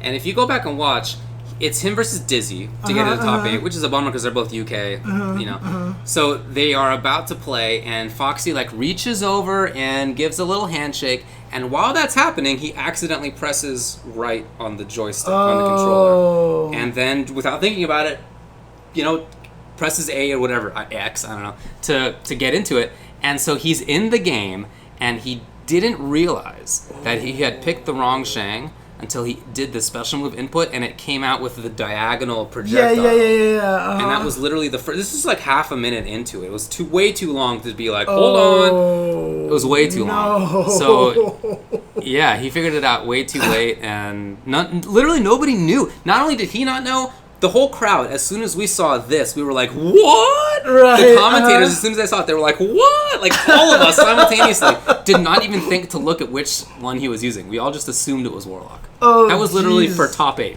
That sucks. That was for top 8. And he probably was like, Yeah. You know? Yeah, definitely. Dude, that's so... So he was upset, obviously, but that's... Yeah. Well, I mean, shout-outs to him for trying to make it work, I'm sure. Nothing else to be done, right? Yeah. I mean, you can't... It's just too late to go back.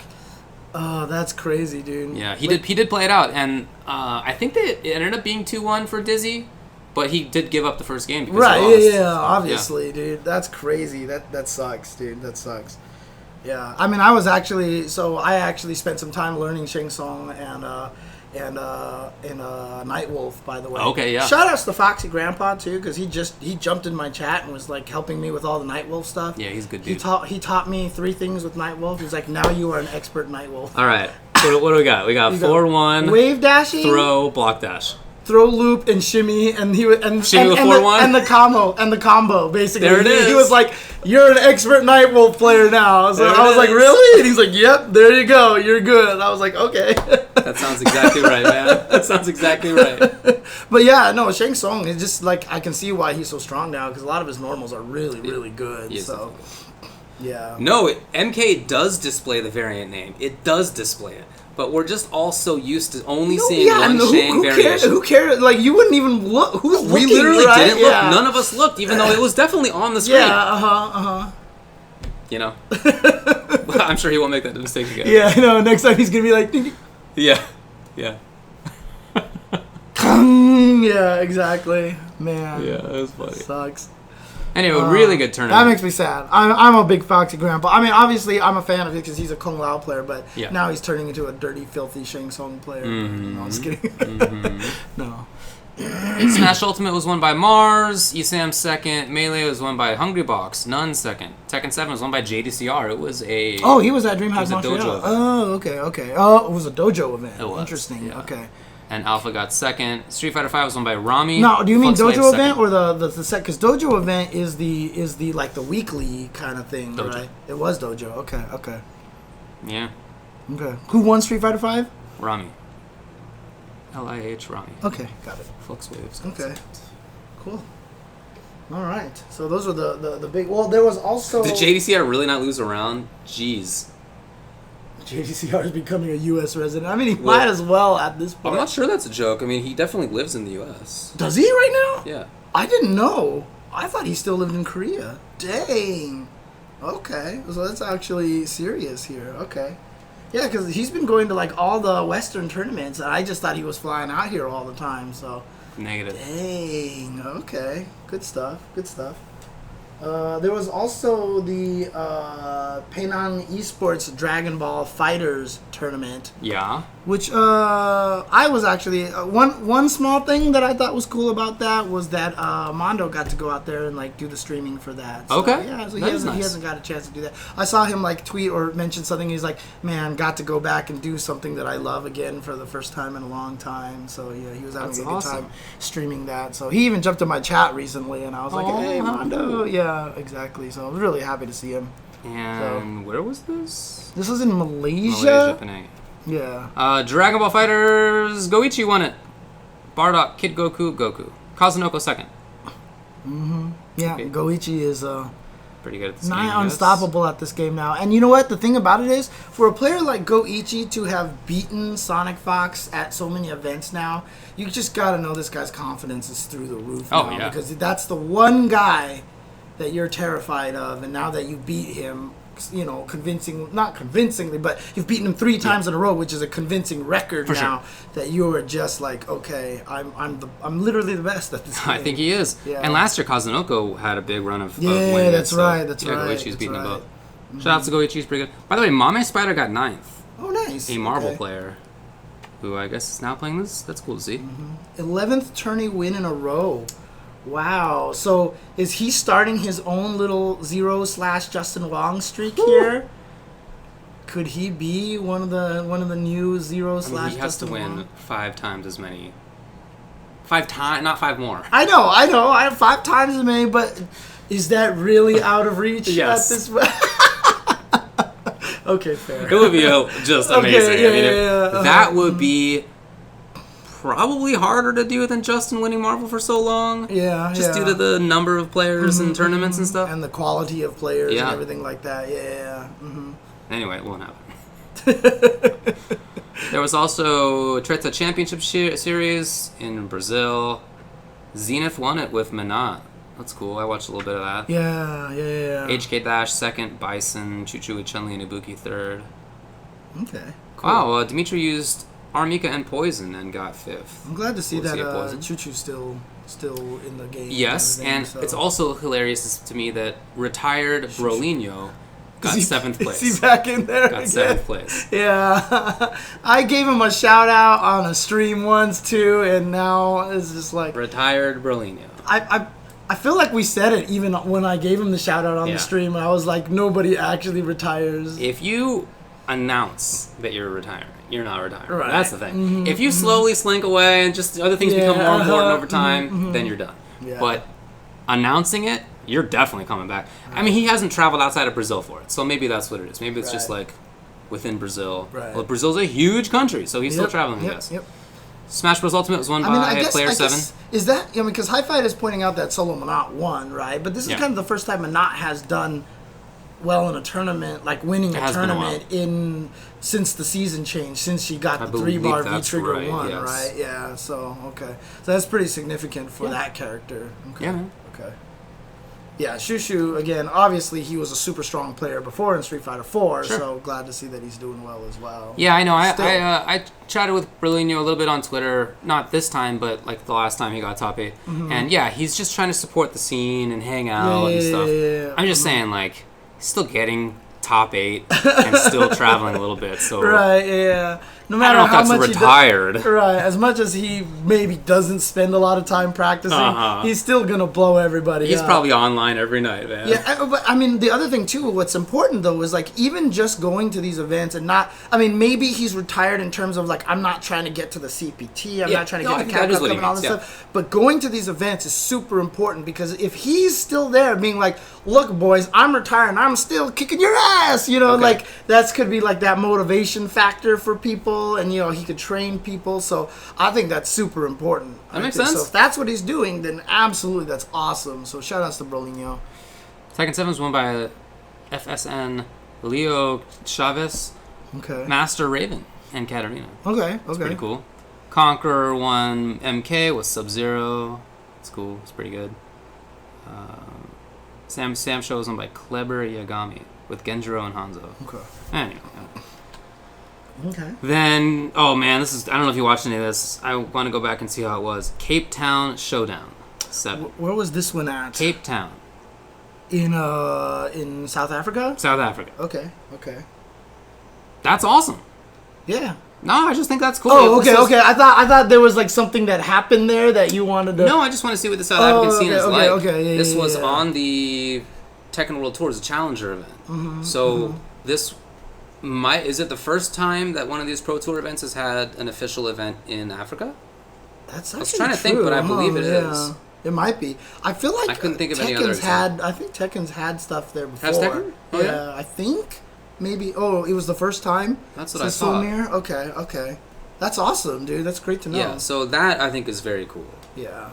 By the way, I don't have the results for this, but I heard there was a fighting game tournament in Australia recently, too, that went really badly. Oh. That was just like the people just didn't care. And it was like more for a Dota thing, and the fighting game stuff was just like thrown to the side and not taken care of. Let me just say that Freaky won Tekken 7 at Cape Town. Oh, yeah, Wasmater just mentioned it. IESF. He said it was so Freaky bad. First and Dax second. Anyway, let's talk about the other thing. Yeah, no. Shout outs to Cape Town. I think that's awesome. Sorry, I didn't mean to pull away from the South Africa scene and everything like that. But yeah, so you said, was it Freaky first? Yeah, and, Freaky, then DAXPT. Yeah, okay, there you go. But yeah, very cool. I heard on Best of 5 that it had 10,000 people watching live. Oh, that's awesome. Which is very cool. That's really, really so cool. I gotta go back. Even though I'm not like a big Tekken head, I just want to see the scene. Yeah, for sure. And just keep, just want to see more of that growing. Totally. Like that. So, yeah. Anyway, what happened in Australia? So IESF was a big esportsy event again, and so the fighting game community event was thrown to the side again, and some of the commentators were talking about it, how like they never even made them any overlays or anything like that. They had to use like Dota overlays and tweak them and all this stuff, and it was just like really, really bad. And just like the fighting game stuff was like the commentators, they couldn't even know who they couldn't get the names on the stream, and so they had to like talk about. They had to keep repeating the names just so viewers knew who was playing, and it wasn't any of those guys' fault. And then the IESF apparently tried to throw one of the community guys under the bus on stuff and things like that. And I read a bunch of like really, really bad things about it. So Waz says, yeah, no overlays, no scores or scoreboards. Frame rate was like 2 frames per second. Okay, and no game audio half the time. Yeah, they also ran like a round robin, but like they didn't understand how the round robin worked, and like apparently they had the scores wrong or something, and it was like crazy and everything like that. Yeah. Well, that sucks. Dang, that's crazy. Someone says that Kindebu is also hopping on a diet because Bonchan used to be Tubby, yeah, and is now Evo champ. And then Curly W also mentions that Red Bull only sponsors players if they're in shape or they're committed into getting into shape. I've heard that as well. Really? I'm not sure that that's true, but I've heard that as well. Dang. Okay. I've never like explicitly. I think I'm gonna try to sign up for them then, because then I can get in yourself. shape. Yeah, I can force myself get in shape. Just a Kid says he's the best James Chen ever. Just a Kid, you don't want to be a James Chen. Trust me. Oh man. But that makes sense though. And Bonchan, yeah, a lot of people don't know when he first showed up in the scene. He was a big dude. He was. He was a big dude, and then I think it was Tokido who convinced him. Tokido and Daigo, convinced him, and they styled him up, made him bleach his hair, and then do all this stuff. And now Bonchan is he's living the life right now. So there you go. Okay. All right. Well. There was also Street Fighter League Week 2. Yeah, so this is the first. This is the first actual competitive week. Yeah, the first actual after competitive the draft, week, which was the previous week. Gale beat Inferno 3-1, which meant so that was Knuckle Dew's team, Rob TV, and who Shine. So anyway, Punk's team lost. Interesting. Starting right away with a Punk team loss, huh? Yeah. Okay. Nice. And Frost beat Storm 3-2, which meant that that's right. Tommy Two-Step beat Dual Kevin. 801 Strider beat Sherry Genix, and then Samurai reverse OCV'd against Mojo, 801 Strider, Tommy Two-Step. So in other words, everything has changed, but they're all the same. That's right. 801 Strider played Lucia, like I said. That's interesting. That's cool. Okay. Yeah. And then Spirit beat Psycho 3-0. So CJ Truth beat Smug, Idom beat Dank Diaz, and Sabin beat Automatic. Oh, so it's 3-0. 3-0. Dang. Okay. Nice. Interesting. Okay. Good stuff. Samurai's ridiculous, dude. How is he not signed yet? I don't know. I hope that it's because he's like holding out for a very strong. Oh yeah, that's I don't know though. True. I mean, I just hope that's true. He seems like the smart enough kind of guy who would do stuff like that. Actually, Red Bull would be a good pickup for him because he's really about the whole, very mental positivity, body, mind. That would be great. Yogaing, kind of like meditation kind of stuff. That would be really good. Actually, that would be a really good fit. Yeah. All right. Well, that's all I got for results. Okay. Cool. Nice. Okay. Nice. So, do you want to take another break or just keep going through? We usually don't take 2 breaks. We usually just take the 1 break, right? So, yeah. Let's just keep going then. Okay. Let's just keep going. So, during the break, we started talking about something that... So, let's just do 5-5 stuff here, right? Oh, wait. Actually, can we take a break so I can read this thing? Oh, yeah. Let's take a break. Yeah, I forgot to read a thing that I'm supposed to read. Okay. And then we'll come back with some 5-5 matchup stuff. So, we will take a break. Be right back, guys. Ew. Dude, fighting Feng Huang, I really, really, really, really want to play Demon's Crest, and I'm definitely going to stream that when I have the opportunity. I guess, while I have the opportunity, I have been streaming a lot of crazy stuff on my channel. I don't know if people have watched the amazing Phoenix Wright stuff that I've been doing on my stream recently. People seem to be really, really, really enjoying that. Haven't had a lot of people watching it, but I am going to put a lot of the stuff up on YouTube pretty soon. I've rendered all the stuff and it didn't automatically upload for me, so I got to manually upload everything myself a little bit later, but it should be pretty fun. It's going to be it's exciting. I'm doing a lot of stuff, and I'm probably going to play some Demon's Crest, try to keep playing with Celeste, and River City Girls, I really, really, really want to play. There's so many games that I'm streaming right now. I'm not sure when I'm going to get to it, and I'm kind of waiting to see if it ever goes on sale at this point in time, seeing if I can get it at a discount, unfortunately. So, so, hopefully people come and hang out. I'm going to be playing some more Tekken as well. OG River City on NES app on Switch. They have online on there now. Tetris the Grandmaster. I got screwed over by Tetris Effect and Tetris 99. They kind of just took over all of a sudden, and I forgot to do all the TGM stuff. Dude, my voice hurt this morning. I'm not going to lie. My throat hurt a lot this morning. And it's all because of that stupid evil lawyer guy in the last chapter. I think I messed up my voice. Just the trilogy is what I plan to go through. ZXC Just.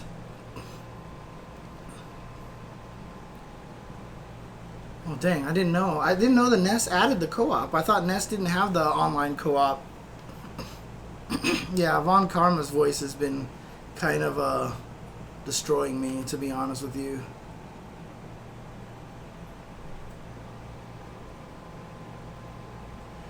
But wait, so there's no River City Ransom. Zoe, did they do the online code for NES? Did they add that? Is that new or something like that? Because I haven't checked. Only SNES, right? Okay, so where do you get the River City? Oh, there has been online co-op for NES then. So the NES is bad, but SNES they did the rollback stuff, huh? Is that what the situation is?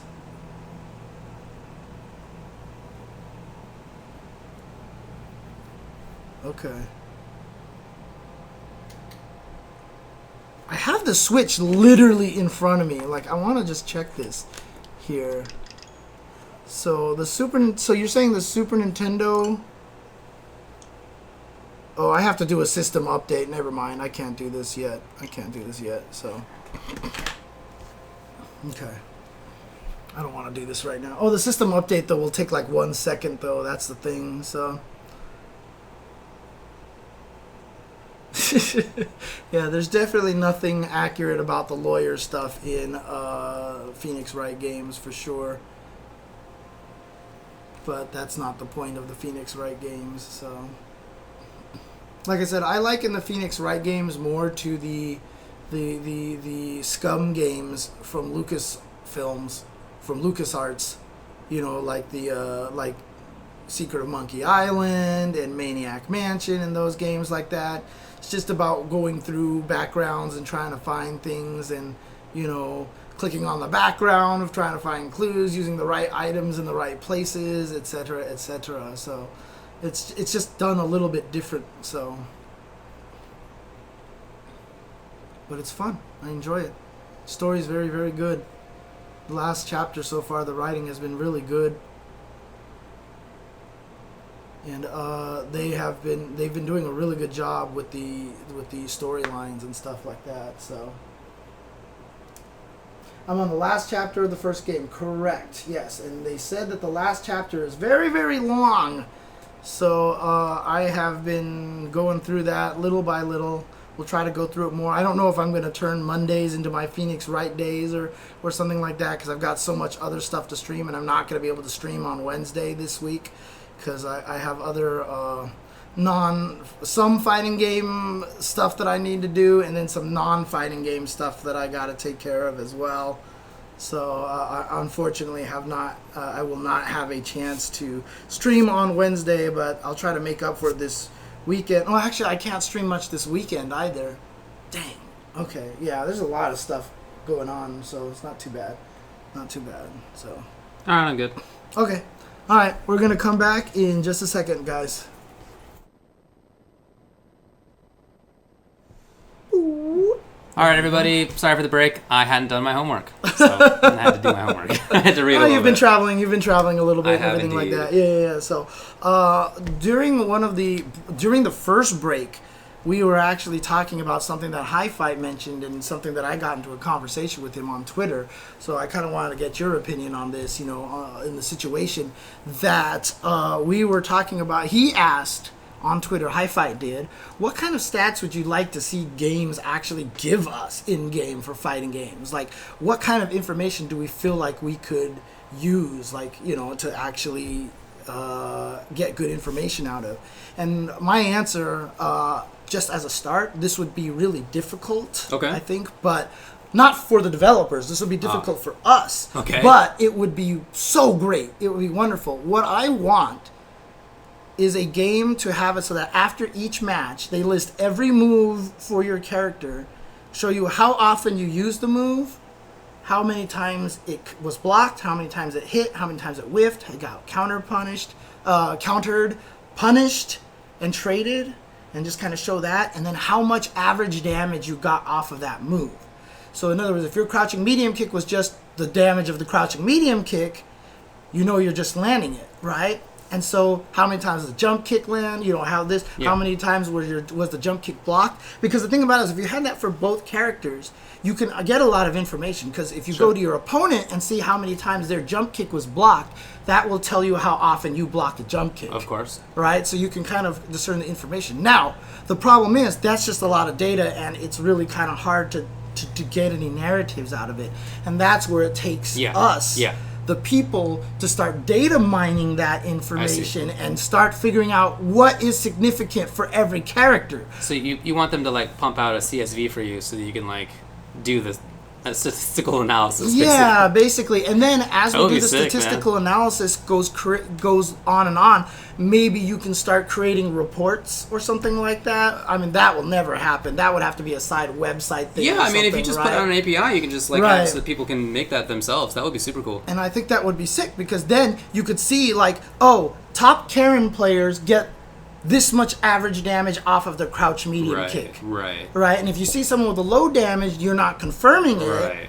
Right. You're just getting it hit every once. And then as a Karen player, you can be like, okay, someone else took the time to do the work. These are Manat, they blocked only 1 to 2 jump attacks per round. And then that's the top Manats. And you're like, oh, so they're concentrating on the anti-air instead, You would have to go through every character and figure out what data is significant, which would take a lot of work. But once you get that, man, you could just pump that out, and then just export it, and then just boom, and just throw it into a spreadsheet real fast. For commentators, they'd be like, well, this guy obviously didn't do this so much. And that would be that would be great. There's a lot that you could learn from that. For sure. Yeah. So I would really like that kind of thing. Yeah. I too would also like, this is something I was just thinking about, I want to know how much damage I'm dealing on block or hit. Not just that they're blocking it, but how much damage am I doing on block. As Honda, I suspect that I'm doing a lot of damage on chip, but it's hard. Yeah, with hand, not just hands though.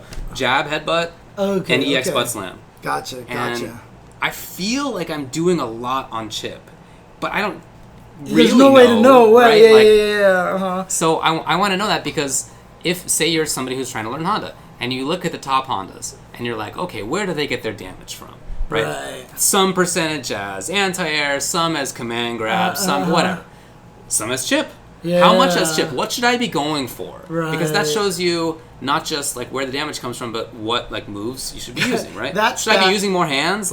That's that I want to see in MVC2. Oh man, yeah. I want to see how much chip they're doing, because a lot of people have actually said that's one of the reasons why Japan never could get as strong in that game. Is because they just couldn't get used to the fact that chip damage was so important in that game. Should have played Iceman. Yeah, I know, right? Well, they still get chipped by some stuff, just not beams. Indeed. Projectiles and stuff.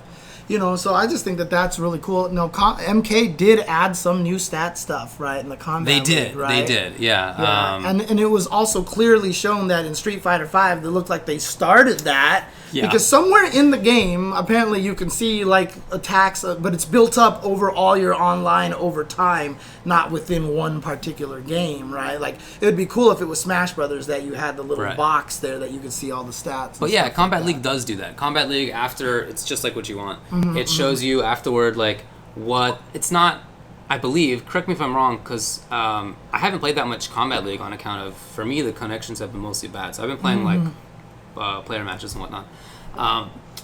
I believe that it's just that it shows you the type of move. So rather than the individual move, I think it's like normals versus that strings or jump-ins or anti-airs or whatever. I think. But let me know. I know there's a couple dudes in here who should probably know the answer to that. Right. Yeah, and then the other thing too is that games can start developing off of those stats too, right? Sure. Not even necessarily building the reports, but they can key into very crucial things, right? So, for example, for every character, you know when they design the character, they know what anti-air buttons or moves that they're giving the character, right? And so this is what I've said before with tutorial systems. I don't want tutorial systems that you manually go into in the menu and you pick tutorial. I want it to be like after a few games, all of a sudden it's just like, ding, ding, ding, you block this many jump attacks. Here's an anti-air lesson for your character. Boom! And then here it comes out, right? And it's easy to program. You just anti-air program. You find the character. You find which move you've dedicated as their anti-air. And then all of a sudden a training mode pops up. And an enemy character just jumps at you. And you're like, anti-air, I'm out of the air with this button. And you just do it a bunch of times. Ding! Success! Boom, goes away. The tutorial's gone. You're back into ranked. And you just keep going exactly from where you are, right? That sounds awesome. Right? You jumped over fireballs only forward every single time, right? Okay. Ding, ding, ding. Here, try neutral jumping over fireballs. Ding, and then they teach you how to neutral jump over fireball. Goes away, right back into the game. Like, that's how I would do tutorial systems in fighting games. That would be really cool. I think that's kind of how I would like to do it, so... Yeah. In any case, I feel like that's the beginning. But the worst part about it is, I feel like those stats are kind of already being tracked in a lot of these games, and they just haven't figured out how to present it in a way that's useful. You know what I mean? Or they just don't have the budget to do anything with it. Maybe. Because it is going to be effort. Doing that kind of a tutorial system right there is going to be effort, right? Making it so that you can display all these data and all that stuff like this and let you export it. Like, is that going to improve sales? No, it's just for the esports side of things. And this is where the American companies do a better job, because they don't care that it's just for the esports stuff, because that's the most important thing to them, right? Right now, MK is our best chance, but MK also, like, here's their esports audience and here's the rest of the audience, right? How do they justify spending all that time and effort on features that this chunk is going to use, kind of thing. So it's really interesting. Hopefully, I think the idea would be that you use those to try to make this big portion like funnel over into the other one. Yep. That's the idea right there. Yeah. So, yeah. Because, our fighting game players like us, the more competitive ones, we will play a game forever. And if there are patches that you have to, if there's DLC to download in the future or buy in the future, many other players won't, but the competitive ones who are really playing it still will buy it. Like, we are long term for sure. And that's an interesting point that oh God, I just thought of something and my cats distracted me and I completely forgot what I was going to say. Dang it. Okay, never mind. If I remember, I'll remember later. Okay. Anyway, yeah, I think it's pretty cool, dude. Yeah. I would love to have more stats in games. Yeah, definitely. And just try to get more people into the actual tournament. That would be excellent. It's on the devs. Did we have this conversation? It's on the devs. It's on the devs. Every one of us agrees. And shout outs to Sajam, by the way, because he kind of started that whole entire thing. Maximilian picked it up, and it just kind of got a lot of traction out of that. So shout outs to Sajam for bringing that up in the first place. So. By the way, I believe this option select that y'all are talking about in Mortal Kombat is just the hit block option select, right? I think that's all it is. What are they talking about? The same one that's been in every single Mortal Kombat game that I've since Mortal Kombat started being competitive. Are people complaining about it? It's just new. Oh, okay. Well, I mean, it's right. Yeah, it's rediscovered or whatever. Right. I don't know. Right. That's all it is. Just before we move on, just confirm that for me. I believe that's all it is. If on block something does or does not come out, that on hit doesn't or does come out. Right. Just depending on whether the hit stun or the block stun is longer, right? Yeah. So, yeah. So, there you go. Anyway, I came out. That is it. Yeah, I mean, I made a bunch of videos on that. That was like back in MK9, right? Definitely MK9 and MKX. And I thought about doing that when MK11 came out. I made a little series that was like how to play Mortal Kombat, right? And I thought about being like, here's a basic option select you should know. And I just didn't think that A, I thought people knew, and B, I thought that it wouldn't be useful to the kind of person who's watching. Yeah, no, I agree with that. I agree. That's too high level for that yeah. kind of situation. So it's Anyway, done differently now. It's been around forever. Oh, That's an MK4? Jeez. Some people are saying it's done differently, but the effect is the same. Okay. Oh, well, I'll look into it. Okay. Anyway, yeah, that's clearly strong, and people should have been doing it the whole time. Also, by the way, just want to remind everyone that we do have the viewer 5-5 matchups. We didn't get a chance to do that this week, so we don't have any viewer stuff out there. But the next topic for 5-5 we wanted to talk about, speaking of balance patches and stuff like that. Yeah. But, interestingly enough, Haitani. So FGC Translated is a really cool channel on YouTube. They do a lot of things where they take people's streams and they just translate a lot of the conversations they have with their viewers and stuff. Very cool. And Haitani, they just recently uploaded a video where Haitani was talking about it, and he basically said that he thinks that it's easier, not necessarily better, but easier to nerf characters than buff them, because buffing has the potential to make characters too strong. So he says, you'll often hear players state that they only want lower tier characters to be buffed to top tier rather than nerfing the strong characters. Okay. I guess the players are hoping the company could balance those things as well. He says he thinks for the developers it's easier to manage the game with nerfs. So it's easier to manage it. Oh, yeah, that's right. I think that means somebody's hosted. That was frightening. I forgot. I set that up a while ago. Thanks, Valda KMX, for hosting us. That's funny, though. Terrified me. Okay. That's funny. And then also, because if you buff a character, people develop that, and unintended things can happen. The players start to play outside the developer's imagination, and that leads to the game balancing breaking. I guess that's why they don't just want to keep buffing things. I know both of us have talked about this a lot of times, that we just want to keep buffing things all the time. Yeah. But what do you think about that? Because a lot of times, sometimes I do feel like with characters that are too strong, that it is easier to nerf them slightly to catch everybody up, right? Because if one character or two characters are too strong, then that's definitely what you should do. For example, in Third Strike, I think it would be more important in rebalancing that game to nerf Huyokusen and Genejin than to buff any individual character. Right. Like, that by itself already changes so many Right, matchups. Exactly. 12 should be buffed, obviously, but Sean, yada yada. But the most important two buffs in that game are SA2 Chun, SA3 Yun. Yeah, gotta nerf those. But that's the exception. And especially in modern times, it's definitely the exception. Most games are not so imbalanced that you just need to fix one or two characters. It's really not like that. So I'd rather it be that we buff lower characters than that we nerf higher tier characters. Right. I think his point may not be what is preferable from a player perspective, right? But maybe what's more manageable for a developer. I mean, honestly, the kind of way that I see it is if this is a measurement, this is low tier and this is top tier, right? You want to try to get everybody here. Yeah. I feel right? So, yeah, you want to take whatever's down here and buff them, and that's better. But if there's anything that's clearly top tier and broken up here, like you said, like a Chun-Li SA2, nerfing that one thing fixes, every matchup. Yeah. Right? So you kind of want to, drop this a little bit, yeah. Right? To try to put everybody here.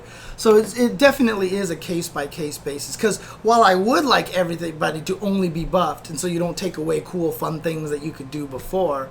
So my always way that I want to nerf things is change the result, not what it does.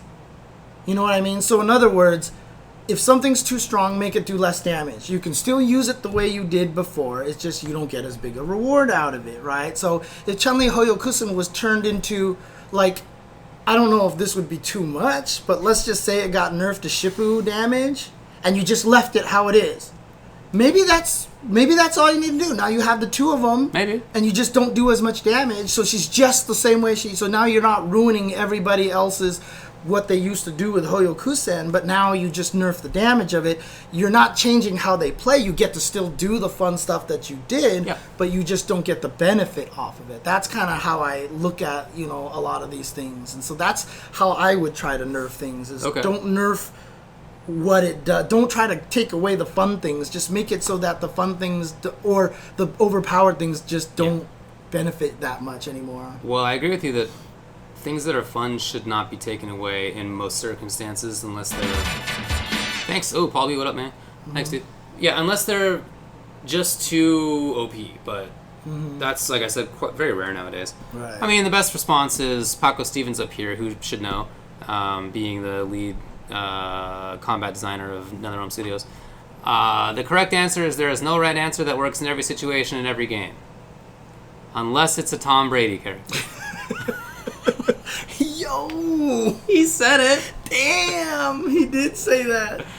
Did I ever tell you the story of when I watched Tom Brady harangue Paulo and a few other people from NRS? No. Okay, so this is... I forget what Evo this is. Must have been during MKX. They go down to the food court underneath. This was in Bally's, whatever. Bally's or Paris, whatever one it was that year.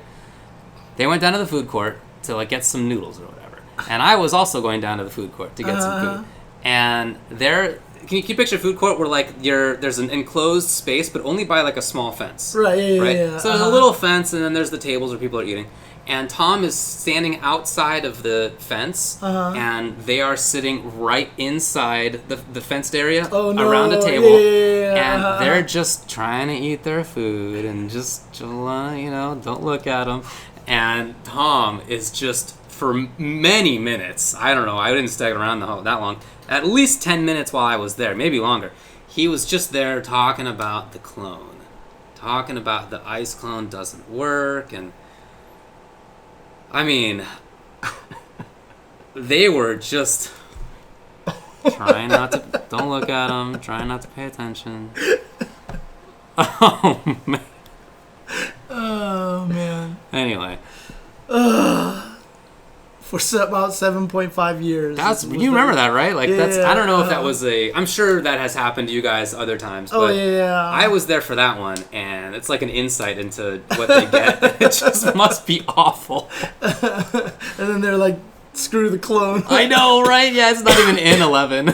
Yeah. No, I actually agree with one thing that's that every time. Yeah, okay. I wanted to mention too that High Fight said earlier that he really does feel like that Street Fighter Season 4 changes were very good in the way that we were saying that they buffed a lot of things and nerfed just the very slight top tier things. And I really do. I mean, we've said it many times. I think Season 4 is really, really well done. It's my favorite season. And I really like it. I even think the 3 new characters, who are some of the hardest to balance when you throw in new characters, are actually really well done too. And I like the fact that they are kind of in that, middle high range right now. So I definitely agree. Yeah. Although some people I have heard say that they don't think Poison is that strong, but then I've heard some other people think that Poison's really good. I've heard different things as well. Exactly. But I would rather have new characters be in that mix where you don't know, rather than having somebody who's astronomically good that you have to. Right. It's interesting because we don't want Alien, we don't want Predator.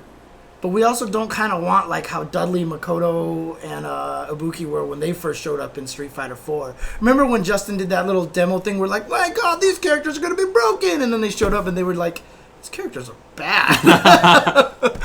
So. I hear you. Yeah, Jury is still kind of, well, she's not bad. I think Jury is pretty good. I mean, Just a Kid is Wasn't in Just the a chat. Kid in here? Yeah, come on. She's on the suck. Yeah. So, yeah. Anyway, I think that the best answer is that no one size fits all, and I would rather, as a player, for there to be buffs rather than nerfs, but I understand that probably in some situations it's easier to just nerf. Yeah. But, dude, it feels to me like most of the major devs right now are doing a good job in terms of that. Dude. Like, you mentioned Street Fighter, I definitely agree they did a good job. I think that in MK11, the patch came out, I think it did a great job. It's slightly nerfed, some of the characters, and they're still used because they're still very good. Right. But, yeah, some of the others got buffed, and they didn't get astronomically buffed. They got like a little bit buffed. We'll see how it goes. I think that's the great way to do it. Samurai Showdown's been really good so far. Okay. Like, the weak characters definitely got the buff. Like Genjuro got nerfed, but he's still winning tournaments and stuff. Like he's fine and everything like that. So we'll have to see with Tekken 7.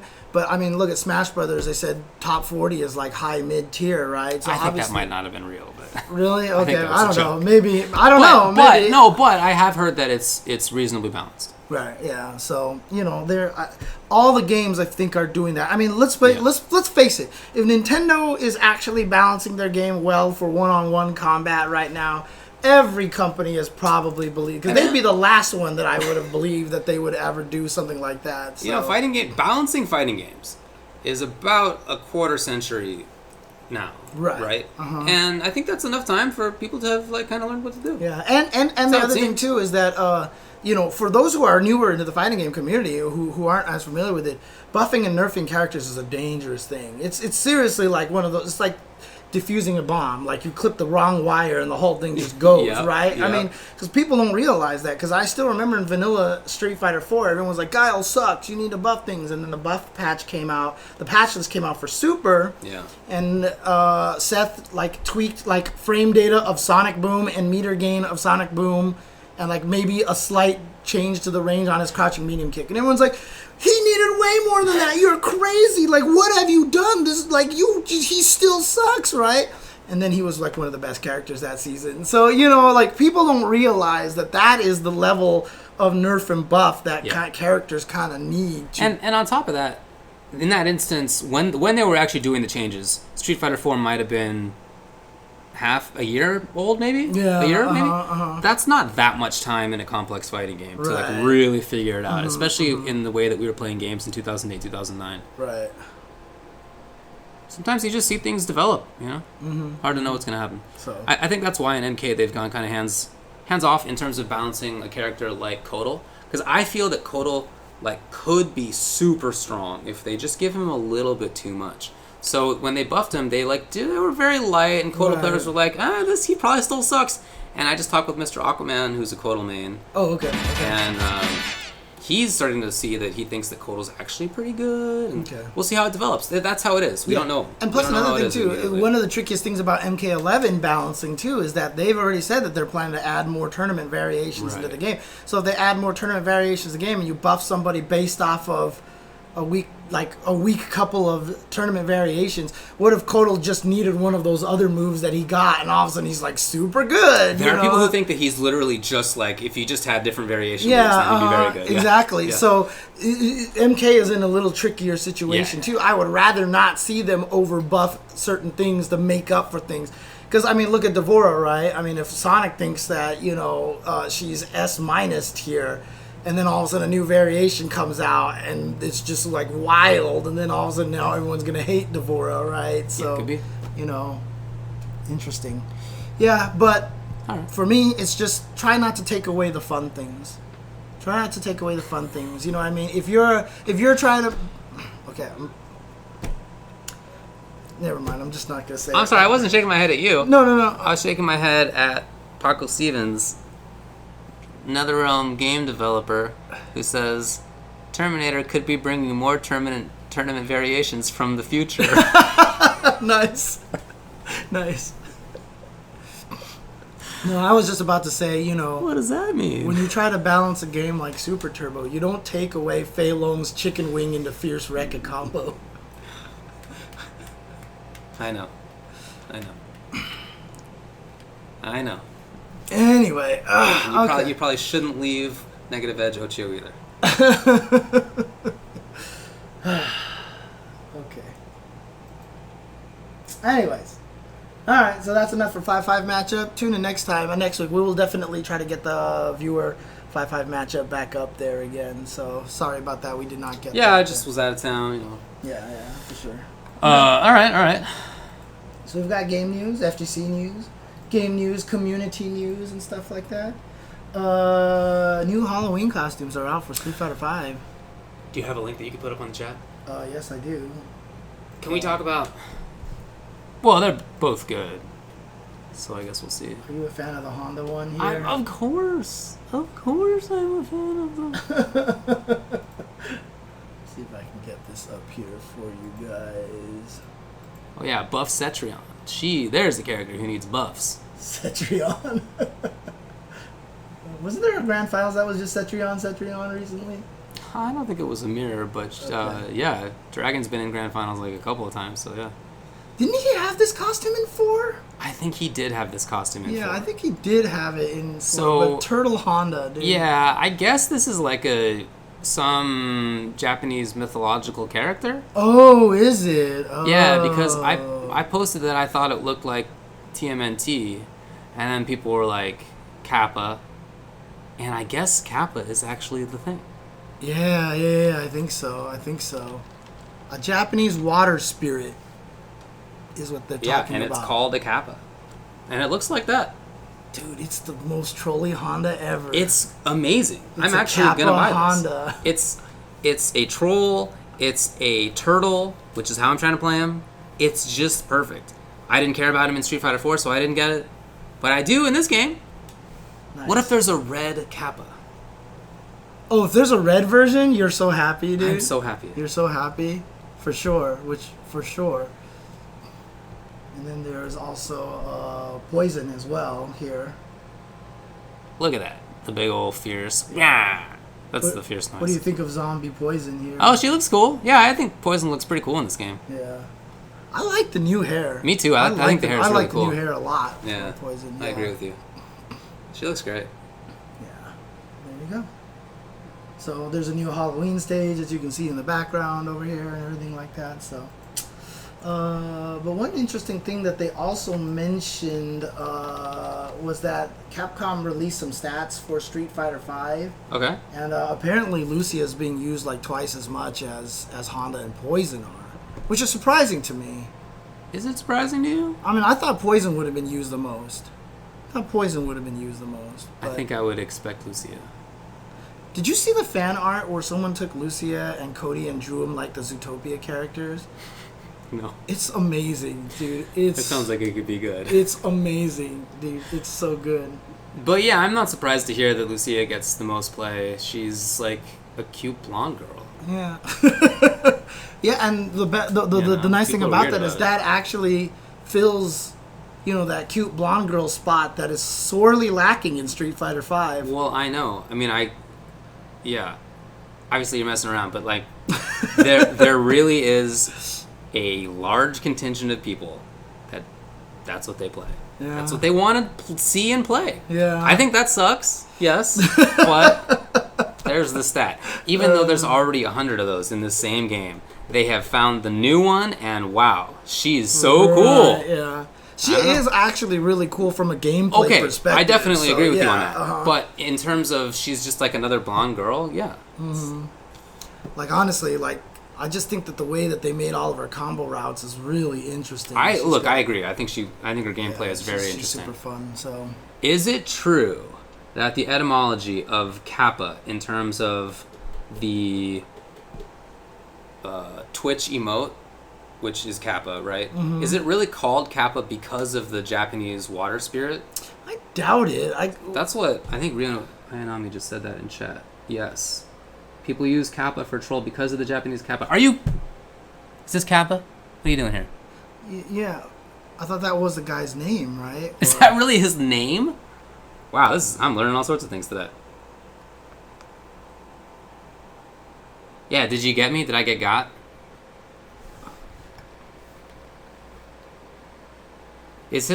Josh Kappa is his last name? Is that really his real name? Now, we're both Googling it simultaneously. Yeah, I know, right? We're looking this up. We need to find out. Wow. That is actually his name. No, his name is Josh DeSeno. Dang. Looks like you guys got. Yes, Josh DeSeno is his real name. Josh Kappa DeSeno. All right. I got the scoop. You gonna read the history on this here? Yes. All right. Leave me alone, pop-ups. This is why I should have used the other browser.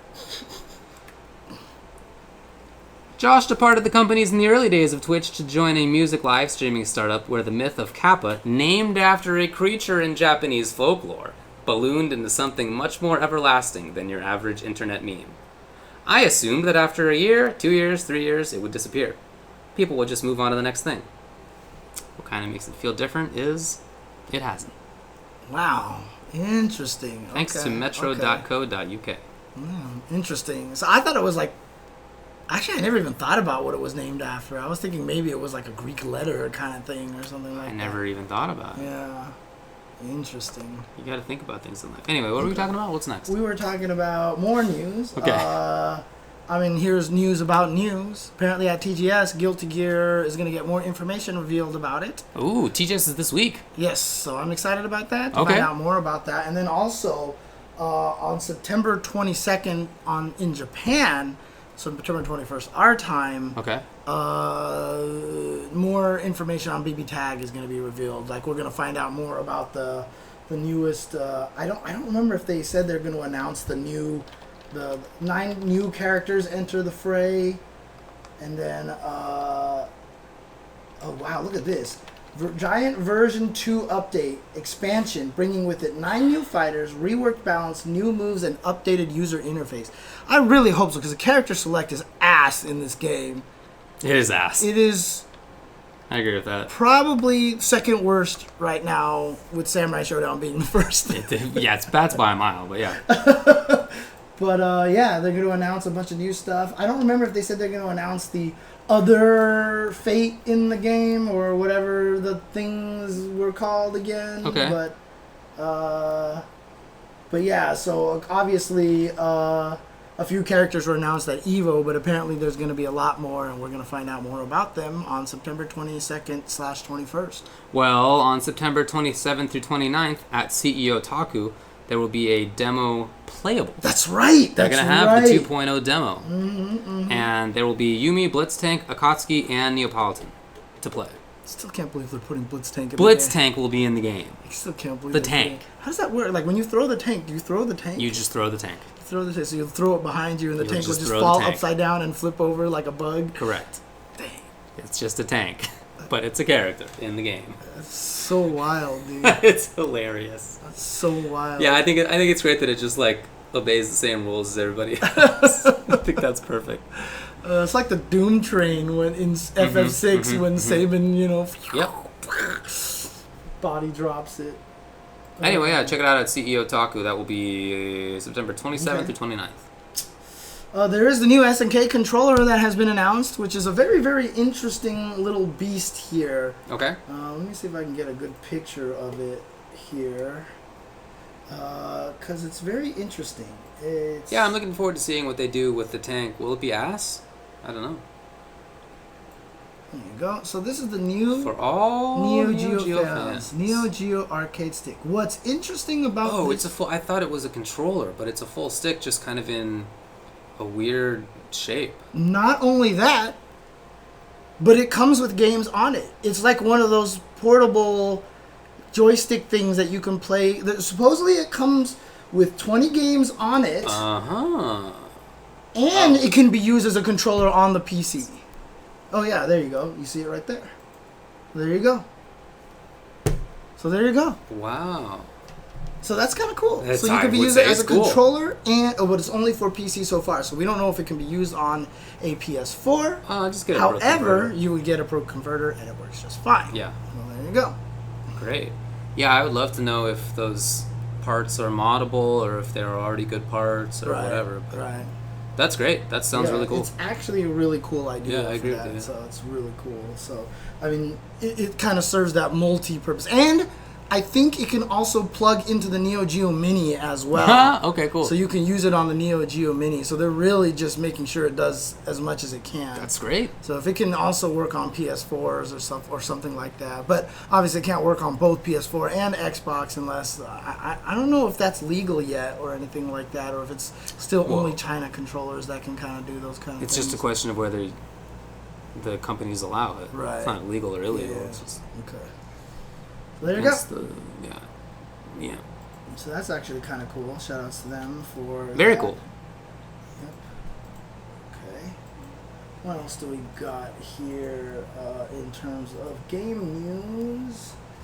Soul Calibur Invitational. Oh, yeah. There's a little bit more details added. There's a title with $25,000 pool. will take place all on one day on November 2nd in 2019 at the Esports Arena in Las Vegas, Nevada. Okay. Popular Popular spot.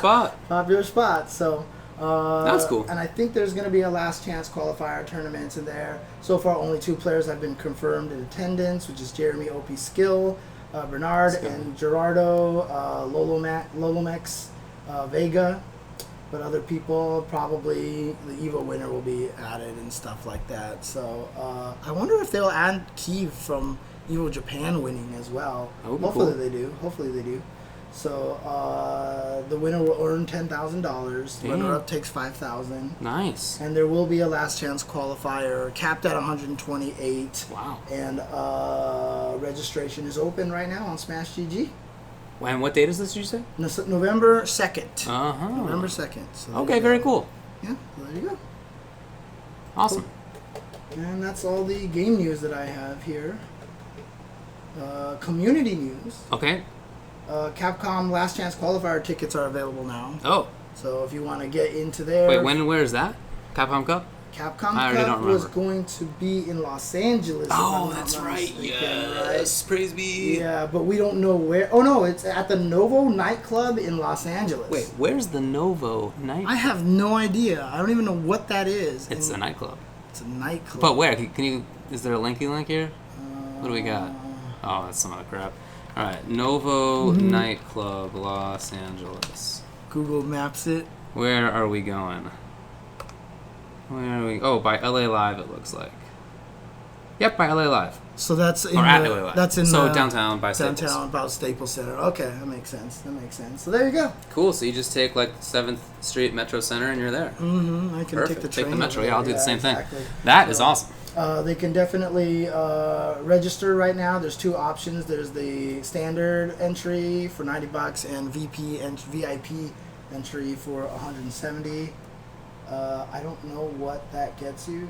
The Novo. VIP includes a custom fight stick bag, a commemorative pin, access to the VIP after party on Sunday, and additional perks that will be announced later. I'm looking forward to the VIP after party. Oh yeah, absolutely. You know, this is a nice looking venue actually. I'm looking at, you see this? Oh really? Look at the damn, they actually got like a stadium thing over there. Yeah, it's like stadium seating. Oh, that's cool. Oh, wow, nice job finding that venue. It kind of looks like the San Francisco one, the Warfield. Does that sound right? No, that one was more. That one had more stadium. It certainly was bigger, and it had a balcony thing. Yes. I don't know. I think it was kind of smaller, wasn't it? Doesn't you think this looks smaller? I guess I don't know. I don't know. Anyway, it looks. Yeah, I mean, nice. look. The Price is Right stage looks gigantic on TV, Fair enough. right? And you go to the actual thing, and it's just tiny. It's very small. It's all camera angles, basically. Genius. Yeah, it's the same stage every time, but sometimes the camera's here, sometimes the camera's here. So it looks like there's 3 giant doors, and it's just really not like it's pretty that. cool. Yeah.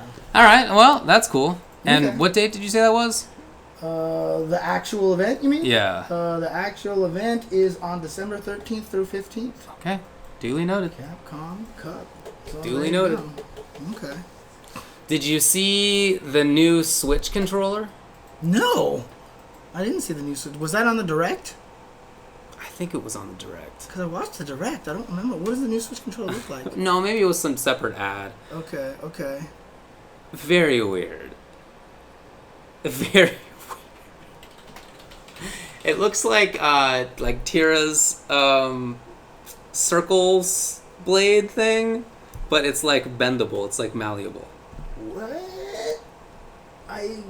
The ring. I don't know what it's called though. It looks like a ring. No. Yeah. I mean, you gotta date this guy. Put it like last. Oh, there it is. The lady. This one? What? Yeah. You didn't see this? Is this real? Yeah, dude, it's real. There's a whole video for it. Yep. That's the one right there. What is even happening? There's one controller on here. Yeah, so it's like the steering wheel thing that they used to have for Mario Kart. It is like that, except it's malleable. It's bendable. Right, because they have this picture here. Yeah, where, she's using it like a bow and arrow or something. There, you can also squeeze it and that's like a workout. And you can also put it around your leg and like do dancing moves with it so it knows you're dancing, or you could have it in your hand and it's a tambourine or whatever. There's a new Switch controller. You know, sometimes Nintendo hits it out of the park. You know what I mean? Like sometimes like Labo was a cool idea, right? Super cool idea. Right. I don't know if Labo's successful or if it's doing well. I don't know either, but I like the idea as well. Yeah. This thing, you know,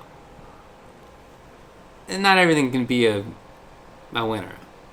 I wonder if it's like their continuation of like Wii Fit. Are they going to come out with a new Wii Fit? So that's with that. it? Is what I think. Right. It is. Yeah. They're going to try to switch. But I mean, I don't feel like you could put a bunch of weights on this thing. Just right? There's a video. Just so you know, check out this site here. New ring controller. Okay. Oh, I was gonna say put the video up. Let me look it up on YouTube and then.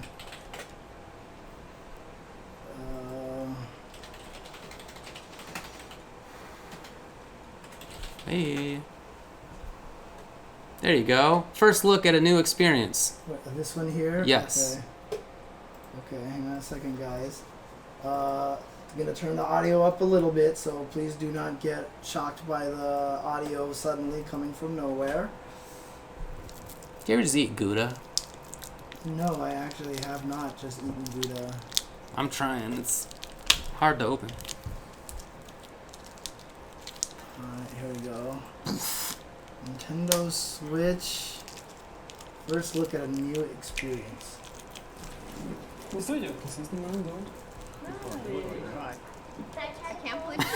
The Cowboys. Cracks me up.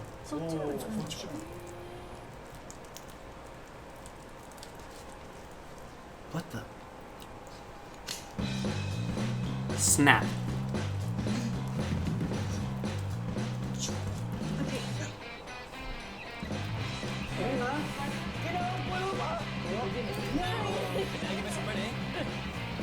I feel like this thing's gonna break a lot. Yeah.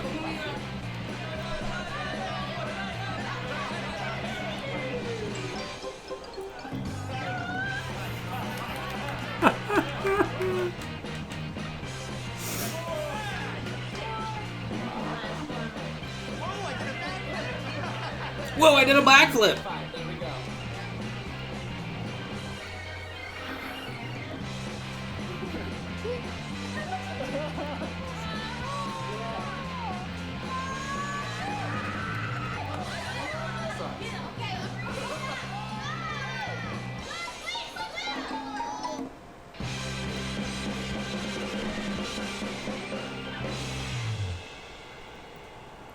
Is there any way that you can go back just a few frames and pause it when that guy has like the weird clenched face?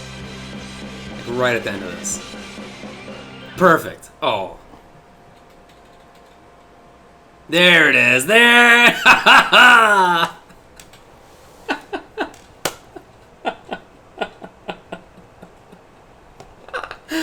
Oh my god.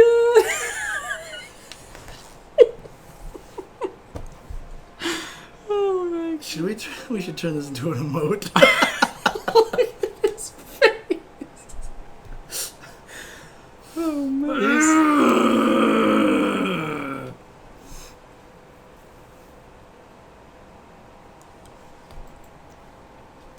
Anyway, there's a new Switch controller for Nintendo Switch. Oh, that guy makes it. He really makes that episode, the advertisement.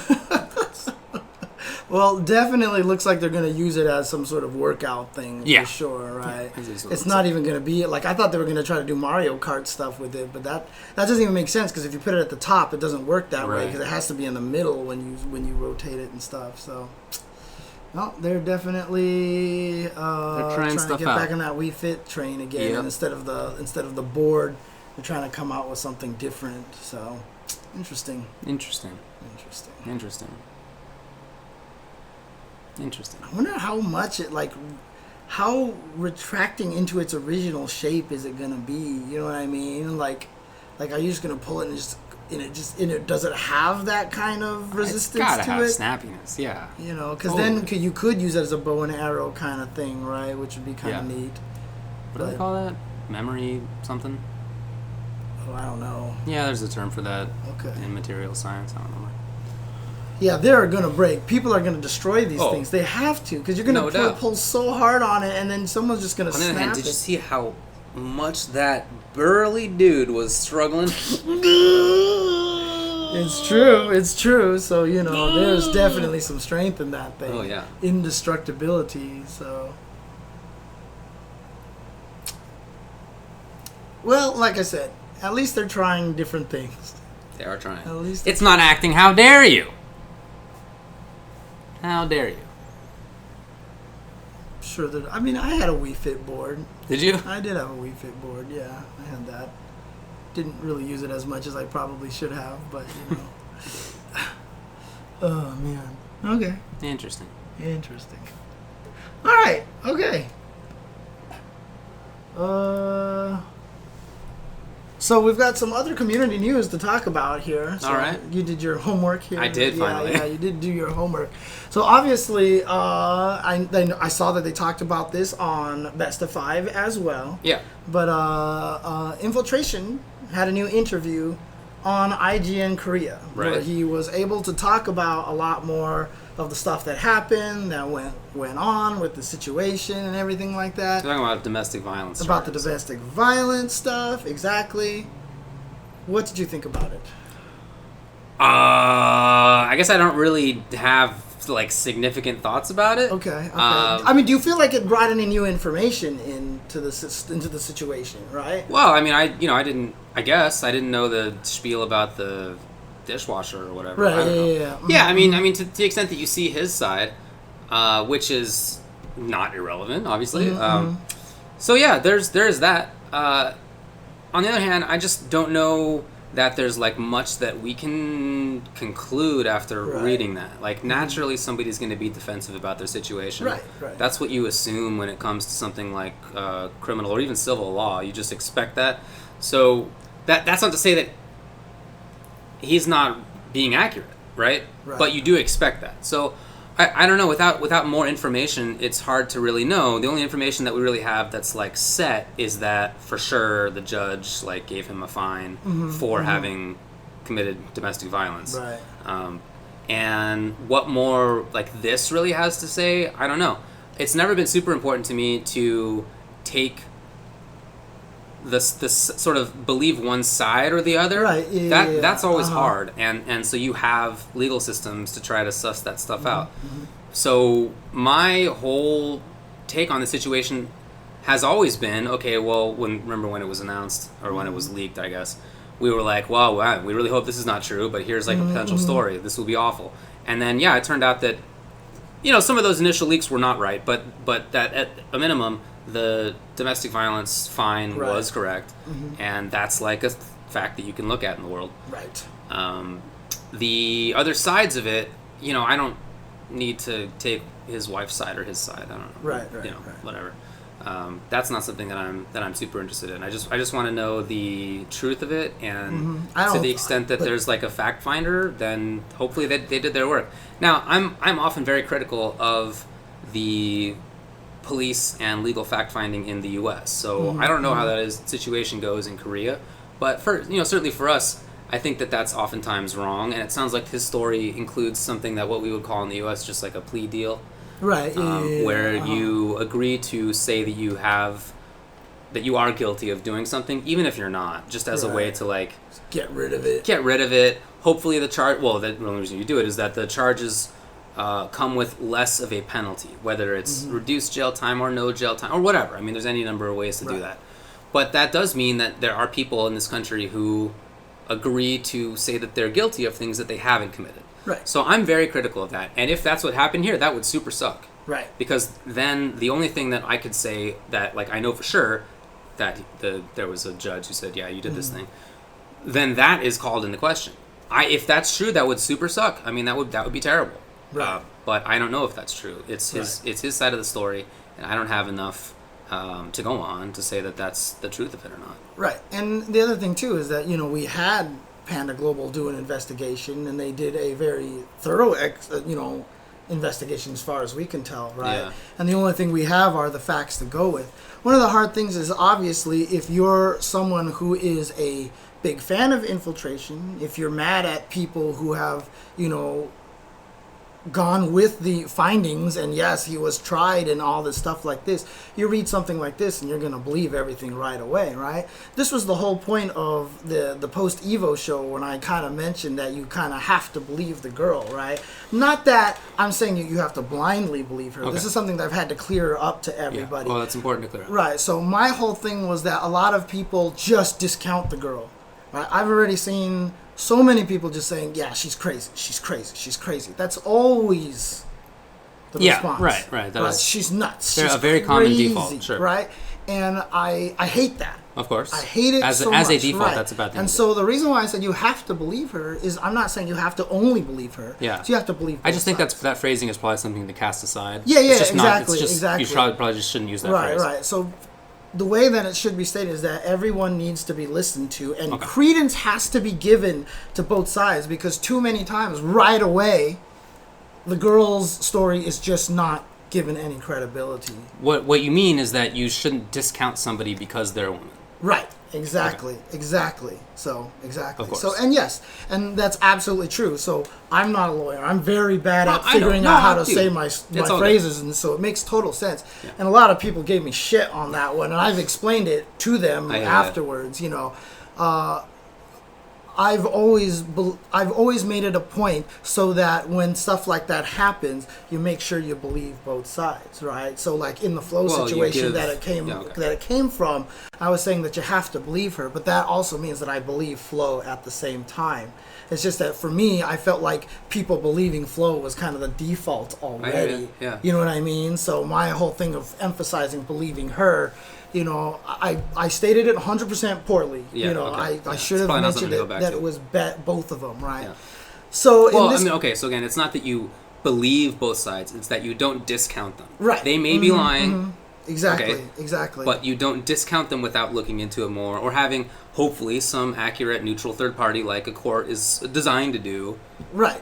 To look into it for you. It does not always work, but that's what you want. And that's the hardest thing. So now we have this little story here for we have Infiltration side of the thing, right? So I'm going to listen to this, I'm going to read it, and I'm going to take it for as much as I can, because we were already almost a year out removed from the situation, right? In that time, you can justify a lot of things. You know, we've all done these things. I've done terrible things in my life, and I've figured out ways to justify it in my brain, afterwards and stuff like that. And so, now we've never really heard directly from the wife and her side of the story, right? But we've heard from Infiltration, and now we're pretty sure that, Infiltration's story is that she's kind of crazy, basically, right? And, there might be credence to that. There might absolutely be credence to that. Again, but I'm not interested really in what his side or the other side is. I don't feel that that's my job is to suss out which one is right. Right. All I have right now is that a court has said that he did the thing. And that's all I feel that I have. And this is, an attempt to illuminate it, but I don't know that it's something that I can. I don't feel like I have like a mind made up about the situation. Right. You know what I mean? Like I just want to know like what the court said, because that's like shorthand for me of what happened. Right. If it's the case that there was actually some railroading or some bogus plea deal, then that would suck, and that would obviously cast the court's decision into doubt. That would really be unfortunate. I don't know that there's enough in here to like show that. Right. I hope if that's true, then I definitely hope that if there's some recourse in the Korean legal system, I hope that he does it. Right. And the other thing that I'm actually really worried about too is that some people are arguing that the fact that Infiltration has always been a nice guy beforehand, we should take that into account. And there's too many stories of that, of the nice guy. Sure. I'm not saying that that's what Infiltration is right now, but that's just not a valid argument. Right. That is not a valid argument of it. No. Right? If I try to show myself as being a nice guy, I'm always trying to do these nice things and everything like that. What if I turn out to be a scumbag, right? It's very possible, And if I am a scumbag, then, you know, you can't use my whole nice guy thing as an excuse, as a defense against me. I feel like that just happened with other people after Evo. Right. I feel like that just happened with at least one of my friends. Exactly. So, yeah. I don't know. So it's just another side of the story. And, you know, for me, at this point in time, it's still, we don't know exactly what happened. And the hardest part is I just don't think we'll ever know what happened. That may be true, yeah. And the other thing, too, is that, you know, I just feel like Infiltration was in a little too hurry to come back. I just think that if he just sat out a little longer, it probably would have been a different kind of situation. Well, congrats to him on his triumphant return. Yeah. It's true that I don't know what the Korean legal system is like. So Right. I'm only talking in the U.S. legal system, actually. I don't know if there even is.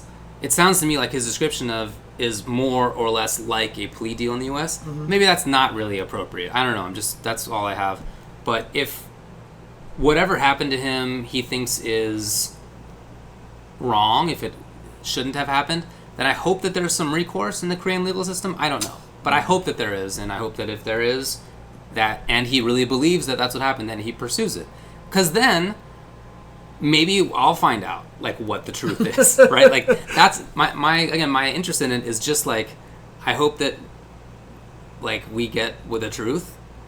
Not to, like, save my dude Infiltration, or to take the side of his wife. Neither. It's just because I want to know what happened. That's all. Right. Yeah, pretty much.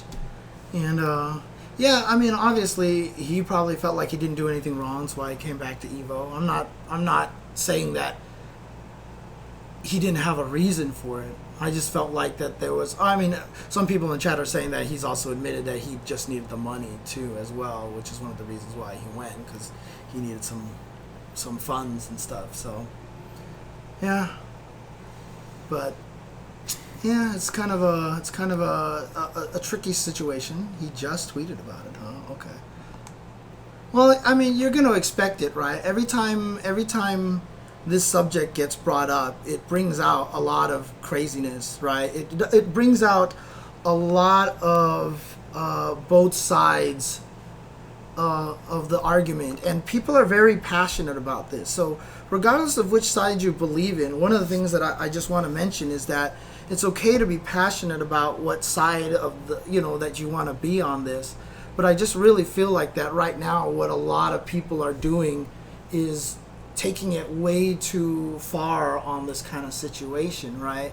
I'm going by basically based on what the law, what their court ruled, right? So yeah. I'm going based off of that kind of stuff. So I said, if the law found it true, that I think it would be uncomfortable for me to commentate his matches at Evo, right? And for that reason, I have been attacked for like the last month. I have just been getting harassed by people constantly, you know, and it's a unfortunate kind of situation, right? I'm just going based off of what I know. I have nothing against anybody. I hear you. I don't feel like we've even said a million times when it first came out that if he didn't do it, then good, then we would come back and say, cool, he didn't do it, right? So it's not like I don't feel like I have a dog in this race. Like, right, we're not trying like to attack anybody. We're not trying to throw anyone under a bus or anything like that. But that's how people are going to look at it when you have an opinion on it or when you take one particular side. Yeah, I mean, there are people who are very invested in that. Yeah. And obviously not just in this one case. It's an investment in the idea of this case, which is a big bummer. Mm-hmm. But we didn't. But see, that's the thing is like, did we railroad anybody? Did we throw anyone the bus? No, I don't feel like we ever did. Of course not. Right, and that's just the way that you're going to interpret it when we go by what the law was based off of. We're like, okay, this is how it happened, so I'm uncomfortable with this situation. Yeah, I mean, that's all it is. The issue is being overly invested in the idea of being too skeptical of women and of domestic violence. Look, if the law said that he was charged and he was guilty, of course I would feel uncomfortable commentating his match, right? I mean, I feel like that's a natural thing. That's not necessarily taking a side. Yeah. That's not taking a side. I just think that's the situation, right? Yeah. If it's not actually the case and he's innocent of everything, then I wouldn't have a problem commentating his matches. Yeah. And so he has this new information out here, so maybe I have to look at it in a little bit of a different situation here. But I've never specifically been trying to go one way or the other. I'm going off of the information that we had. Of course. And that's all it really comes down to. So that's just how I feel about the whole situation. So, yeah. It may be that we commentate scumbags all the time, but we don't know that. Right. Do you know what I mean? Like, and to the extent that we find out, we hope that people get banned from tournaments, right, or that they at least they can't go next year. Maybe they can go back. You know what I mean? Whenever we've found that stuff out, we've been like, of course, don't let them back for at least one time, maybe longer. Let's put it this way. There was another situation, and we've talked about this before, where someone was going to play on something, and we all refused to commentate it. This happened. This has actually happened before, That's right? true. And there's somebody that we thought was a bad person. We just said we didn't want to commentate on their match. Exactly right. This has happened. There have been other people that I don't feel comfortable with, that I have purposely taken myself away from commentating their matches before. It's happened before. It's not just an Infiltration thing, right? But a lot of people, because Infiltration is so strong and he's so popular, and we even said it last week, he's one of the best players of all time. Like, no matter what happens, he's one of the greatest fighting game players of all time. Sure. He's going to have a lot of fans. So when I say stuff like that about Infiltration, it's going to come out and people are going to be a lot more angry about it, right? If I said it about, like, this guy from Kansas, who was a decently strong player, and found out he was a jerk to his community, and I was like, I'm not going to commentate this guy. People are like, yeah, get that guy out of here. You know what I mean? It's kind of a different situation here. So it's just the way that it works. So yeah, man, guilty. That certainly has consequences. She knows it. Yeah. I mean, it's obvious, right? She was supposed to be on SFL, and she's not. Right. It's like immediately obvious. And other tournaments definitely explicitly were like, you're banned. Mm-hmm. Yeah, of course. So yeah, I mean, that's just the whole situation. Like I said, if someone was told, if you came up to me and said, the court found this person guilty of domestic violence, I'm going to be uncomfortable commentating the match. It's not anything like I'm out to get anybody. I'm not trying to throw any. That's a natural, the guy in empathetic. Who we have been cool with and have gone to dinner with since 2012. Exactly. Like that is an empathetic. You think I wanted to think of him negatively? Right. How absurd. Exactly. And that's the whole situation. Yeah. Right. So you read this interview, and of course it's a very one-sided interview. He's going to have his chance to tell all of the sides of the story and everything like that. But it's still information that I will take into account. Okay. And I will try to process that information as much as I can. But again, I don't think we'll ever know what actually happened. There's just no way to know. No, I don't know. Yeah, Bushin definitely screwed up recently. Bushin Style wrote a comment on the Twitch stream that was like, making some sexual joke about Sherry Jennings. Yeah, he screwed up. Yeah.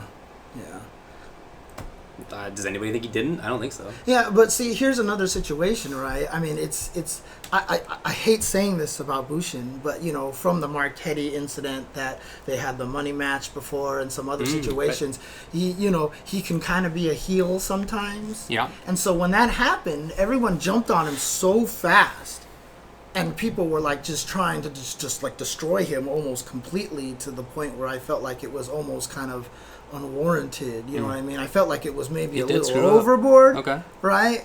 But, in that situation, again, this is the situation, right? You have Bushin Style, which I don't want to say it this way, but he's just not as popular as Infiltration. Yeah. Right? I mean, so how a lot of people react to other people reacting to the situation usually depends on that, right? So a lot of people have been very angry, upset with stuff that I've said because it's Infiltration. You know what I mean? I know, again, of course, yeah. I don't blame them because... circle. Okay, yeah, okay, fine, all right. Yeah, anyway, no. I think that you should not say that kind of thing in the current FGC, because what we want to do is to try to create a situation where women can hang out and not feel like they're just objects and just getting bad stuff said about them constantly. Unfortunately, they are. That is happening. And we'd like to change that. It'd be great if we could just have enough people, just have a lot more people to hang out and play video games. That's what we're after. Without having some kind of gross situation on stream or in real life, both of which have occurred recently. And it happens all the time.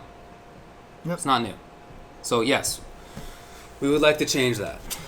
Yep, we want to fix it, try to make it a better place. Yep. So, and again, everyone's going to come to the argument, the whole internet's this way, the world's like this. Well, it doesn't matter. We're in the fighting game community. We're going to try to do the fighting game community. Yeah, better, I mean, you make change in the ways that you can. Right. I can't change everything, but I do have at least a little bit of input in the FGC. I don't have a ton, but I have a little bit. Right. And I'd like to use that in a way that I think can achieve the end of having more people be able to hang out and play. Right. Safely. Okay. Yeah. So that's kind of the situation there. Anything else you want to say, or should we just move on? Yep. All you can do is what you can do. That's all.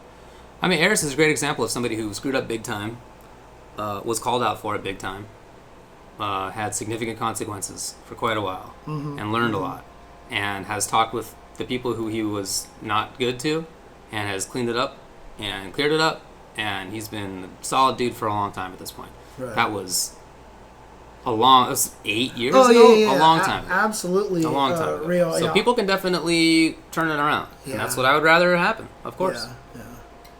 And, yeah. Okay. Well, I mean, we're all trying to figure this out. We're all trying to make it work. Right. Come on. Exactly. So, okay. All right. I guess that's it. Anything else going on? Is there anything else goofy going on? You've been playing any other crazy games or anything? Crazy games? Well, I went to Montreal, so negative. So you still haven't picked up WoW Classic yet? I'm not gonna do it. Still not gonna pick it up, huh? No, I won't. And I feel like at this point, it's like I've missed it. Is how I feel. Like, which is good. I wanted to have missed it. That's how you wanted to feel, right? Yeah. So now, if I were to try to get into it, my friends who are playing it are level something high, right? And I'd be down at the bottom. And grinding in WoW Classic is not something you want to do twice. Right. So like I've missed it. Okay. Which is good. Okay. Shankar, I did not get to talk to Zafina because I haven't actually messed with Zafina yet. I haven't actually played the character yet. I did a stream all day yesterday for the Phoenix Wright stuff.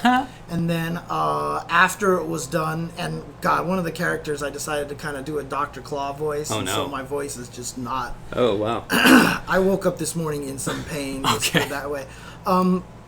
But then after the stream was done, I immediately went and downloaded the Tekken patch and played with King. Because obviously King is my character, and I really wanted to see how he changed. So I haven't had a chance to mess with Zafina yet.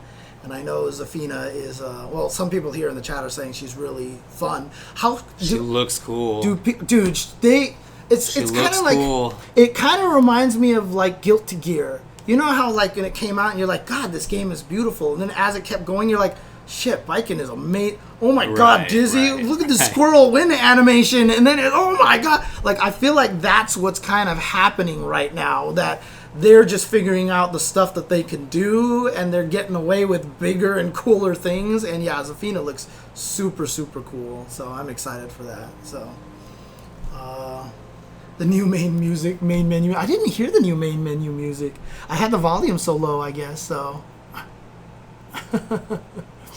Oh, man. Cool. Okay. All right.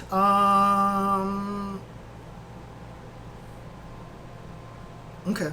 Well, I think that he shouldn't, Barber. I think that he should try to see what the real situation is.